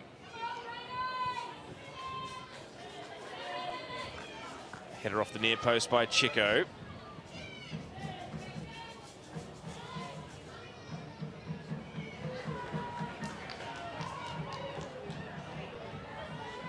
Collins.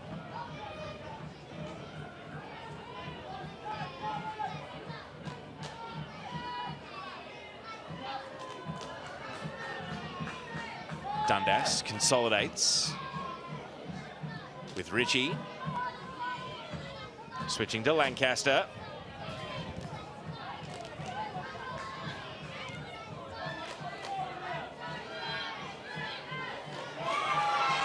Hoban still committed to the cause.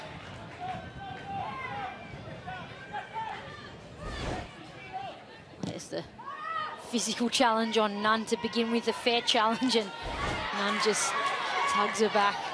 Hoban still running at the other end. Ayres goes to ground, keeps the ball as she bounces back up. And a corner kick is the result. Benaya Elliott appealing for a goal kick or a foul, but Ayres finds a way through. Ayres kept going there. She put the pressure on Elliott, and to be fair, could have looked like a bit of a foul. Lancaster side netting goal kick. Arguing for a deflection. Oh, it was a different kind of short corner. It was a short corner into the penalty area. Yeah, clever one. Why not change things up? Newcastle have had their fair share of chances. It's just that I think the Phoenix must be one of the most clinical teams in the competition. Well, we saw at half-time they'd scored all 4 of their shots on target.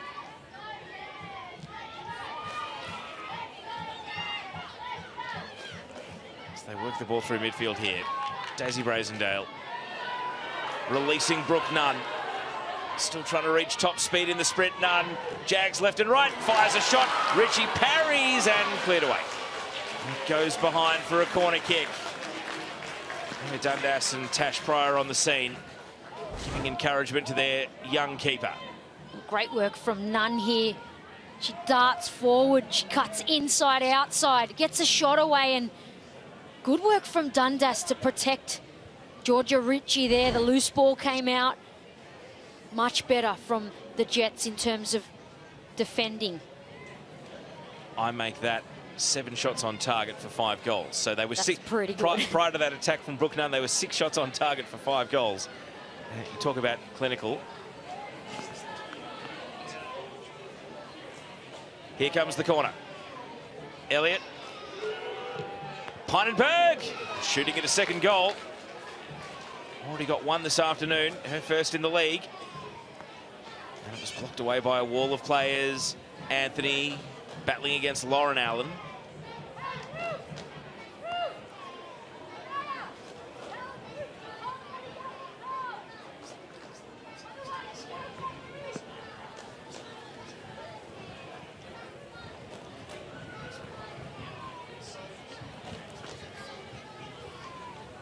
High ball, bouncing ball, awkward. Ritchie commits to a dive. And it didn't fall to a teammate, but Benson was stripped of the ball by Hoban. Collins back to Dundas, driving it into Hoban, but she traps it. Tash Pryor.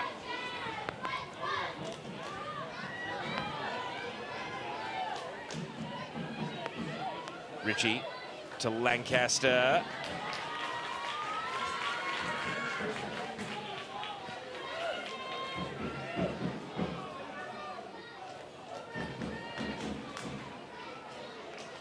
So the Phoenix resume their pursuit of a 6th goal. Mackenzie Anthony making the most of some match minutes, just her 2nd appearance for the Phoenix. Crunching challenge from Lauren Allen. Stopped the advance of Lara Wall, and now trying to turn defence into attack. Out for a throw-in on halfway.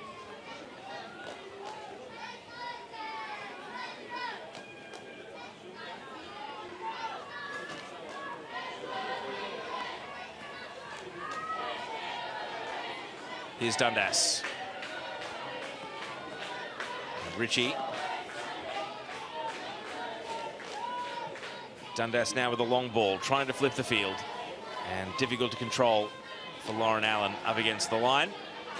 I know we've talked a lot about numbers and stats today, Teresa, but as things stand, this would be a mirror image of what was previously the record winning score in this fixture, which was Newcastle 5-1 against Wellington back in December of 2021. That game noteworthy because it was the day Wellington scored their first ever Ninja A-League goal. They were 5-0 down, and then Ava Pritchard popped up right at the end of the game to write her name into the history books as the club's first ever scorer. And now here we are, some 4 and a bit years on, and it's Wellington winning by a mirroring scoreline here, the equal record. Well, the club's shown a great journey and great growth, so they find themselves in this favourable position, which is great to see. Clash between Barry and Allen there. Hoban coming in, trying to win the corner there, but Barry does just enough to see it out. See, the rain has picked up. Little clump of grass comes up as Essen takes the goal kick. Brazendale, Benson, Lara Wall, natural left footer, first time ball. Brooke Nunn advancing down the left flank this time. Still hard at work. And Chico comes through to foil Benson. Wall, Brazendale. Tiana Jaber. Cuts left, Jaber. And it heads out. One thing that was noteworthy about that Phoenix team in season 1, of course, they had to have a number of Australians. They were based in Wollongong, and they did have Izzy Gomez, notably, in that team as one of the Aussie connections. And now, the only Australian left, well, we'll stay with play here. Nunn lifts across onto the roof of the net. Is the capped Lebanese international Tiana Jaber. So, in the Australian League, it is good to see one Aussie flying the flag over at the Wellington Phoenix. It's great to see. Of course, a Sydney sider originally, and did play for the Jets. Jaber. Oh, flashes of lightning. And the crowd oohs and ahs. How close was it to the stadium is maybe the question. I'm sure the match commissioner will be keeping a keen eye on things. Right now, players' focus is on the ball. And the crowd hones back in on Lauren Allen here, driving it to Malene Reyes, who has one. Now Sophie Hoban lifts the shot over the bar. Good chance there for Hoban. Sat well for her. She'll be disappointed with this shot. She just really leant back and got under the ball there.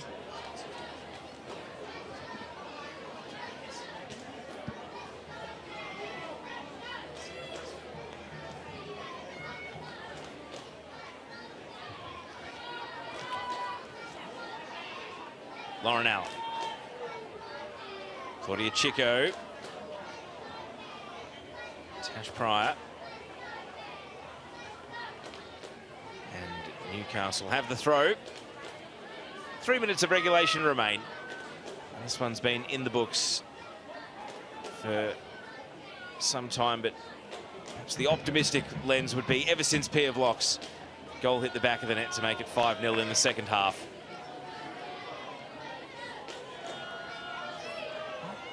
It's a goal kick here. Tiana Jaber perhaps arguing with teammates rather than the referee, I imagine. And the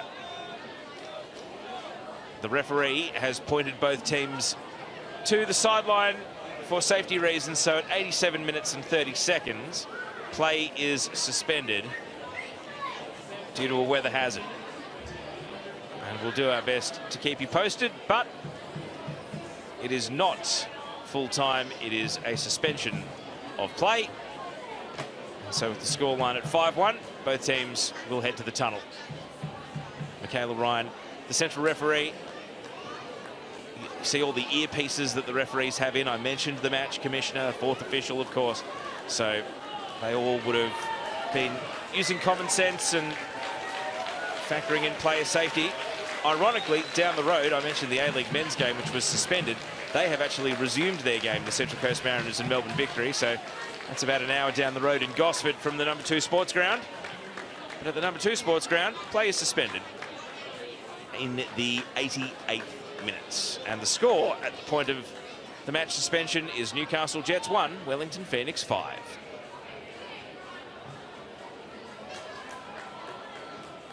Football fans just getting an update now on whether the game has been... So, Teresa Pillais, while we take stock, let's go back and look at some of the highlights of the match. And we go back into the first half, and Newcastle attacking into the wind, Wellington with the wind at their backs, and ultimately they set the tone with the early goals, put themselves in a winning position, and it's, well, at the precipice of being a very memorable day, especially for young Pia Block. Spot on, Teo. Wellington really set the tone, and although they're 5-1 up, it's been a really entertaining game. It doesn't seem like that much of a margin in the game. The difference is how clinical the Phoenix have been in this match, and of course the performance by Pia Block. I think she had an unbelievable game, scoring her history-making hat-trick. And just all their shots, or most of their shots, on target. I'd love to know what their finishing practice looks like at training. And not just that, the turnover of players. I mean, Michaela Woods and Mackenzie Anthony are both injury replacements. Pia Block's a youngster who has broken into the team. They lost Sumba to a season-ending injury. Alyssa Wynnum, who in the opening couple of rounds of the season, when they were still scratchy and getting their cohesion together, looked like one of the few convincing creative outlets that they actually had. They lose her to a season-ending injury. Macy Fraser is still on leave for personal reasons, I understand, back in individual training, and the Phoenix are hopeful that her circumstances will allow her to return to play before the season is over, but she can proceed through returning to competitive football at her own pace. I mean, the team they started the season with is dramatically different to the team that is taking the pitch now, and we're only just past the halfway point of the season. Well, you've got to give credit to Bev Priestman, don't you, in all of this. We've got a coach of her pedigree in our league. We're very lucky for that. The Wellington Phoenix are so lucky to have her leading them, and the connections she has, the experience she has. She's been able to manage under all those challenges, bring more players in, the likes of Michaela Woods, for example, an unbelievable recruit. Yeah, I've got to say she deserves the credit there. So as fans take cover from the rain, we are going to take a look back at some of the highlights from the Ninja A-League of the previous round, round 14. Let's have a look at the action. Center of attention, I can't deny. They all want a piece, like a slice of pie. I'm shining bright, I steal the show. The spotlight's mine, I make it glow. All eyes on me. All eyes on me. All eyes on me. All eyes on me. Welcome to the Ninja A-League Highlights Show. We begin with the Round 8 midweek fixture between Brisbane Roar and Melbourne City. The home side, coming off a 1-1 draw against the Western Sydney Wanderers, brought attacking midfielder Kaya Stevenson into the starting lineup at the expense of American Ashlyn Miller. For the visitors, who suffered a shock 3-1 loss to Newcastle in their last outing, Briley Henry returned to the starting 11 as Danella Buttress was omitted due to concussion. 17-year-old sensation Shelby McMahon was listed on the substitutes bench for the first time in more than a month.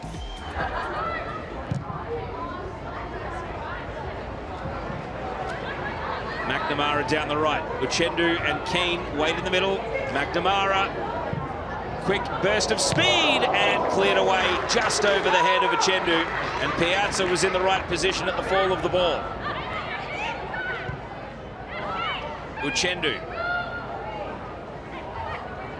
Chinaza Uchendu from distance. And with the bobble, Chloe Lincoln is able to come out and field the ball.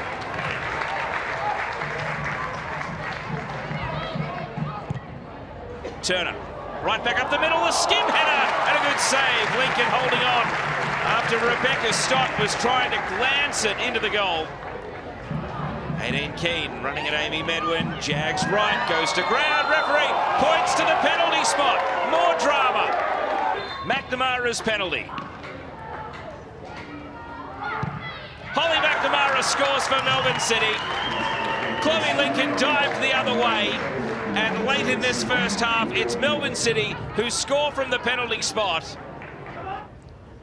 A hush falls over Spencer Park under this corner. First header McNamara, volleyed on by Otto, and off the line, Briley Henry foiled. McNamara follows in. It's a real penalty area scrap, and the Raw hold their ground. A massive goal line stand for Brisbane, and if they get anything out of tonight, that will be a key moment. High, looping, falling on the pack of players, and falling out at the far post. It's going to be repeat corners. Last touch off Melbourne City.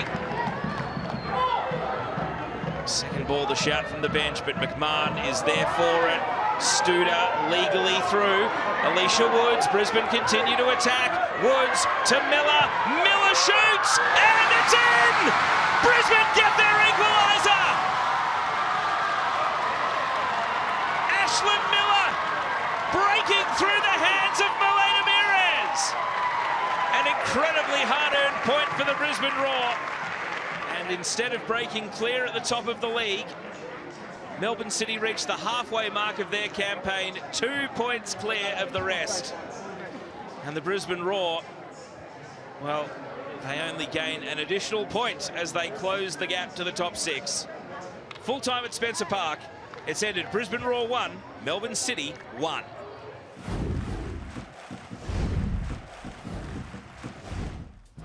Three days on from that stirring result against the league leaders, Brisbane welcomed second-placed Canberra to Spencer Park. Alex Smith made 3 changes to his starting 11, with Kira Myers, Ashlyn Miller and Josie Studer all given the nod. Kaya Stevenson, Ava Piazza and Sian Fryer all moved back to the bench. For Canberra, who had a 7-game unbeaten streak snapped by Wellington Phoenix last time out, Tegan Bertolicio was suspended after picking up a red card against the Knicks. Her place was taken by Sophia Christopherson. Ava Breedis returned to the matchday squad on the bench. Heyman bearing down, not convincing whatsoever by Lincoln, and a delightful finish to get things underway at Spencer Park. And in her first start of the campaign, it's none other than Sophia Christopherson with a faultless finish.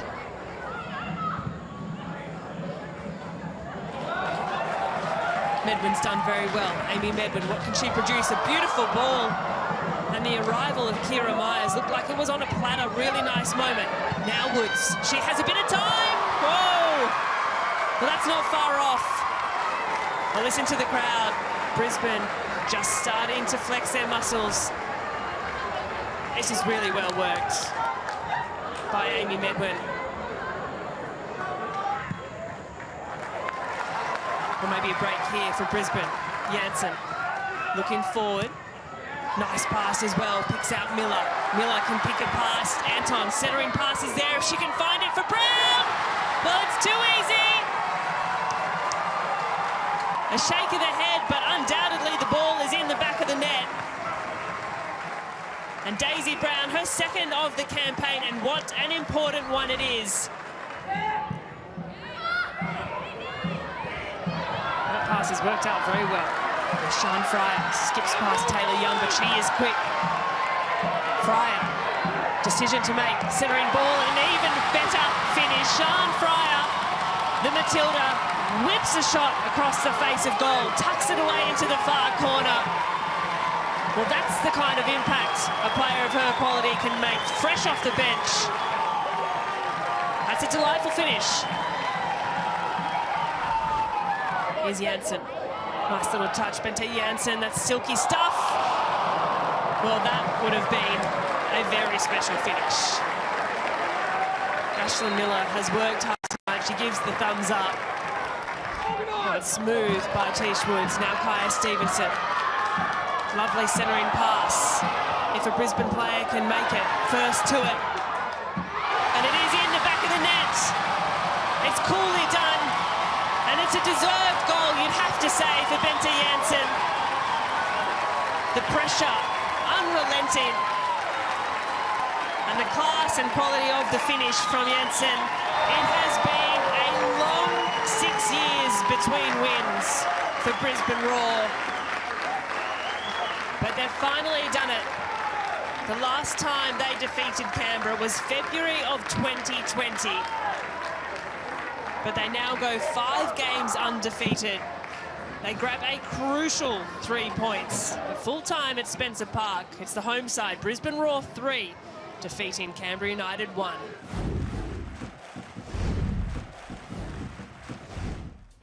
At number 2 Sports Ground in Newcastle, the Jets hosted Adelaide United in another midweek catch-up game, this time from round 10. The home side was brimming with confidence after upsetting top-of-the-ladder Melbourne City on the road. Stephen Hoyle made 4 changes, rotating club captain Cassidy Davis, Claudia Chico, India Breyer and Sophie Hoban into the starting 11 for Newcastle's 5th match in 19 days. Adelaide, meanwhile, made 2 changes to the team that beat Melbourne Victory at Coopers Stadium. Sarah Morgan and Isabel Hodgson were included in the starting side for the Reds as they chased a first win in Newcastle since February 2021. Toland, back pass, Malak. Tonkin, Morgan. This is the ball, Newcastle take over. Dundas working with Hoban, crossbar! And then first back to react is Toland, clearing it away.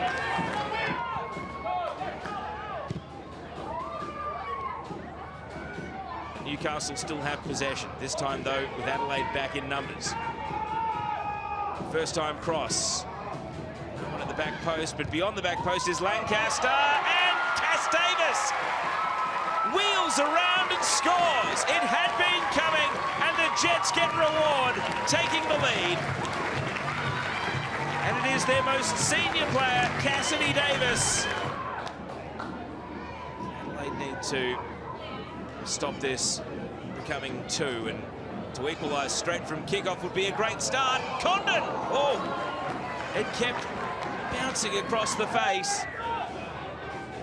Lancaster gets the better of Toland. Libby Copus-Brown making ground in the middle. Lancaster finds her now. It slides on. Kelly Brown steadies and saved. A second chance and into the side netting. Big opportunities for the Jets. And Sarah Morgan works. Hodgson frees the feet for a cross into the near post. Healy! Adelaide equalise. What a good finish from Erin Healy, and the half-time substitute has made the impact, and the Reds are level.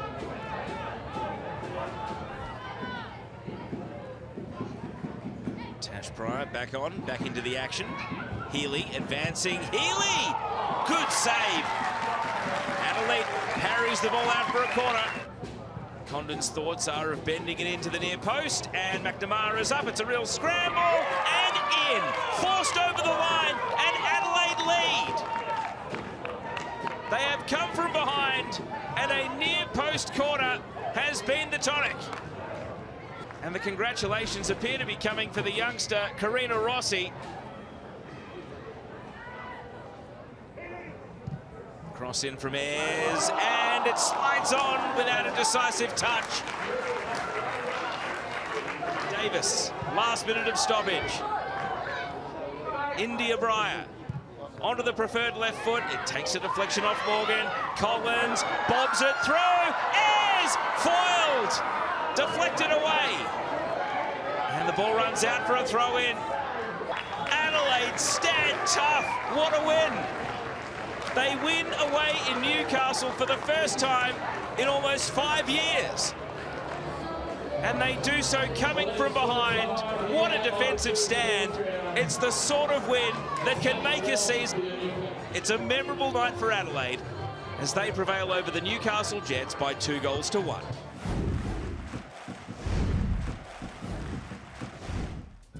At Polytech Stadium, the Central Coast Mariners were eyeing off top spot on the competition table with a win against the visiting Western Sydney Wanderers. Corey Babington announced the same starting 11 that drew 1-1 with Perth Glory in their last match. There were 2 changes to the substitutes bench, with Tiana Fuller and Eliza Familton preferred to Tess Quilligan and Kai Buchanan. Injury forced 2 changes to the Wanderers 11, with Chloe Berryhill announcing her retirement from professional football after suffering a devastating knee injury the last week. Fellow midfielder Amy Chisari, meanwhile, picked up a cork and was moved to the bench. Anna Harada and Holly Caspers were included in the visitors' starting 11.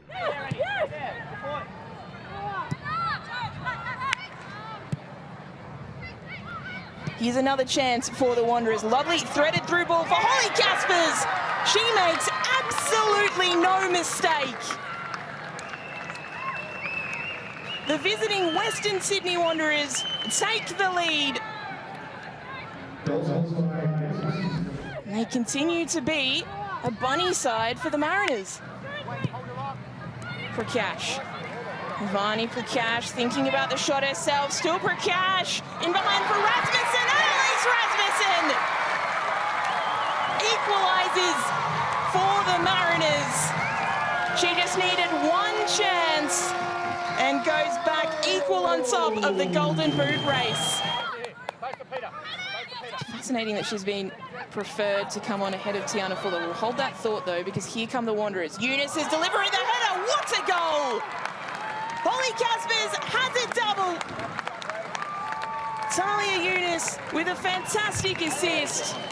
And the visiting Wanderers retake the lead. That was an absolute world-class delivery from Talia Eunice. Tamar Levin's delivery in behind for Hamilton, who hits Karmas at close range. That is brave goalkeeping. They say you have to be a little bit crazy to be a goalkeeper, and Sham Karmas has done a wonderful job there. Tiana Fuller now has Trimmers on her inside. Instead, she'll hit it to Millie Farrow, who hits the crossbar on the volley. Inches away from the sensational, inches away from a Mariners equaliser. The Central Coast Mariners home record is breached. The Western Sydney Wanderers have won for only the 2nd time this season. Full time in Gosford. The Central Coast Mariners 1, Western Sydney Wanderers 2. So, welcome back to live pictures from the number 2 sports ground in Newcastle. Newcastle Jets 1, Wellington Phoenix 5. The decision has come from the match commissioner and the officiating crew that is a full-time score. Players will not be returning to the pitch to complete the final 2.5 minutes and stoppage time. So, let's get into the goals.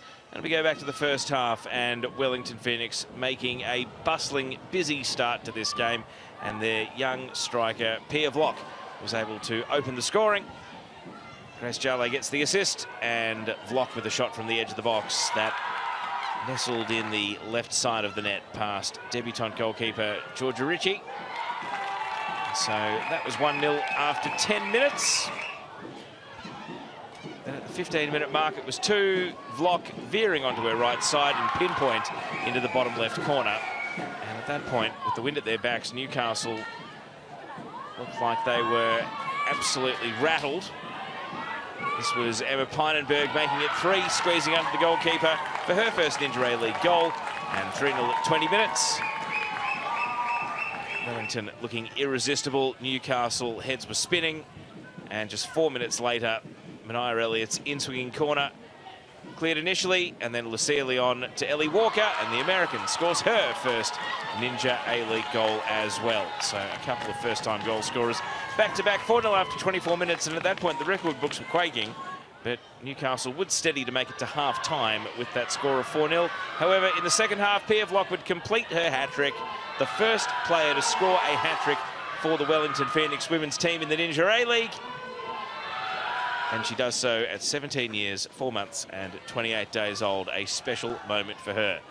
Newcastle would make some cosmetic repair. You just never know how important goal difference might be at the end of the home and away season in the battle for the top 6. And Melina Ayres kept up her impeccable record of 4 appearances against the Wellington Phoenix and exactly 1 goal in each of those 4 games. And the New South Wales and Australian-based Wellington Phoenix fans, and maybe a couple of overseas travellers in there, lapping it up post-game. Brooke Nunn having a chat and enjoying the away team support. So, delight for the Phoenix, and it was the final game of round 15. Every team scored this weekend. Only the one draw, that was on Friday night with the Central Coast Mariners and Brisbane Roar sharing the spoils. Adelaide throwing life back into the premiership race by beating Melbourne City. Western Sydney Wanderers winning the Sydney Derby. And earlier today, Canberra United doing the season double by exactly the same scoreline, 3-1 home and away against the Melbourne Victory. So plenty of Ninja A-League action is coming up, and you only have to wait until Wednesday, and you get a double header as well. It will be first against last, but don't let that fool you given the form line of the two teams. Melbourne City against the Western Sydney Wanderers from 5:30 p.m. at Control Cyber Pitch, and then Sydney FC against the Brisbane Roar, a match that was postponed from late December. It now arrives in the first week of February, and that will be 7:30 p.m. at Leichhardt Oval. If you're watching from interstate or overseas, set yourself for a Wednesday night double header, but if you can get along to the ground, go out and watch and support the Ninja A-League. And looking ahead to the weekend, it'll be short turnarounds for 4 of those teams. Friday afternoon, Waitangi Day in New Zealand, thus the 2 p.m. Australian Eastern Daylight Time kickoff time. Wellington Phoenix playing in a doubleheader with their men's team. They host the Perth Glory. Western Sydney Wanderers against Adelaide United. They ended the Sydney Hoodoo. The Adelaide Hoodoo back to 2019 still stands. More about that on Dub Zone this week. Melbourne Victory against the Newcastle Jets goes to Shepparton. John McEwen reserve. Victory head back to Shepparton for the first time since 2009. Sydney FC against Canberra United at Leichhardt Oval. That'll be a big one on Sunday, given Canberra's form. And then the round closes with Melbourne City against the Brisbane Roar, as we just saw in that highlights package during the lightning delay. A 1-1 draw, only about, it'll be about 2.5 weeks since that 1-1 draw when they meet next weekend. Thank you for your company on the Ninja A-League this afternoon and evening. On behalf of Teresa Polias and the entire crew here, my name's Teo Pellizzeri. Thanks for your company and good night.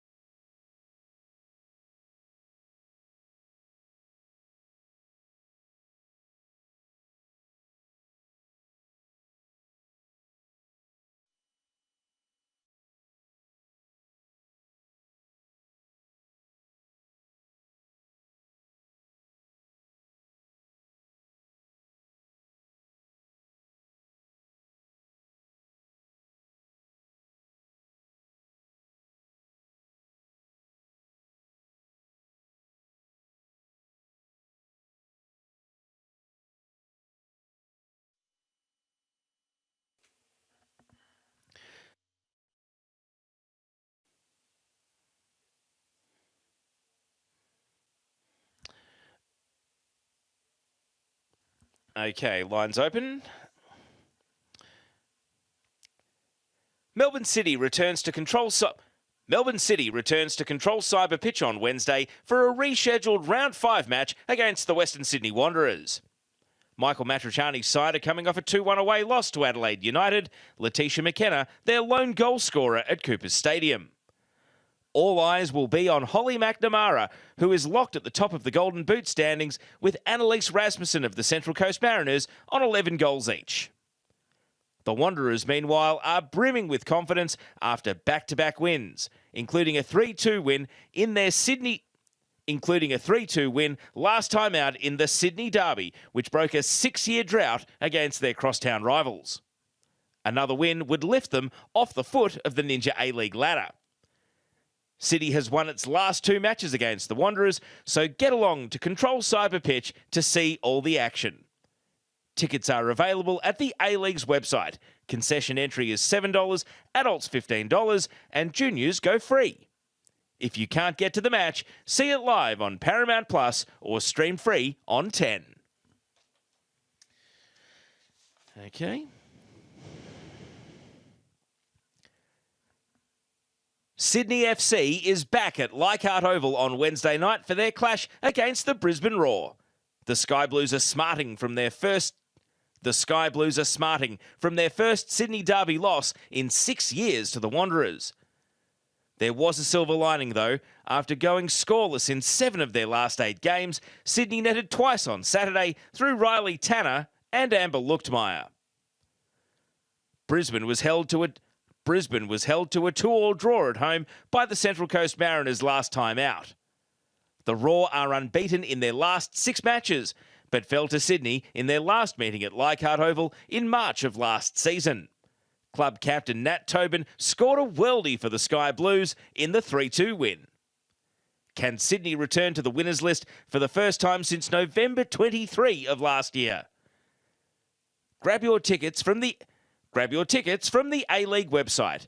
Juniors go for $10, adults $20, and a family of 4 is $50. If you can't get to Leichhardt Oval, you can see all the action on Paramount Plus or stream free on 10.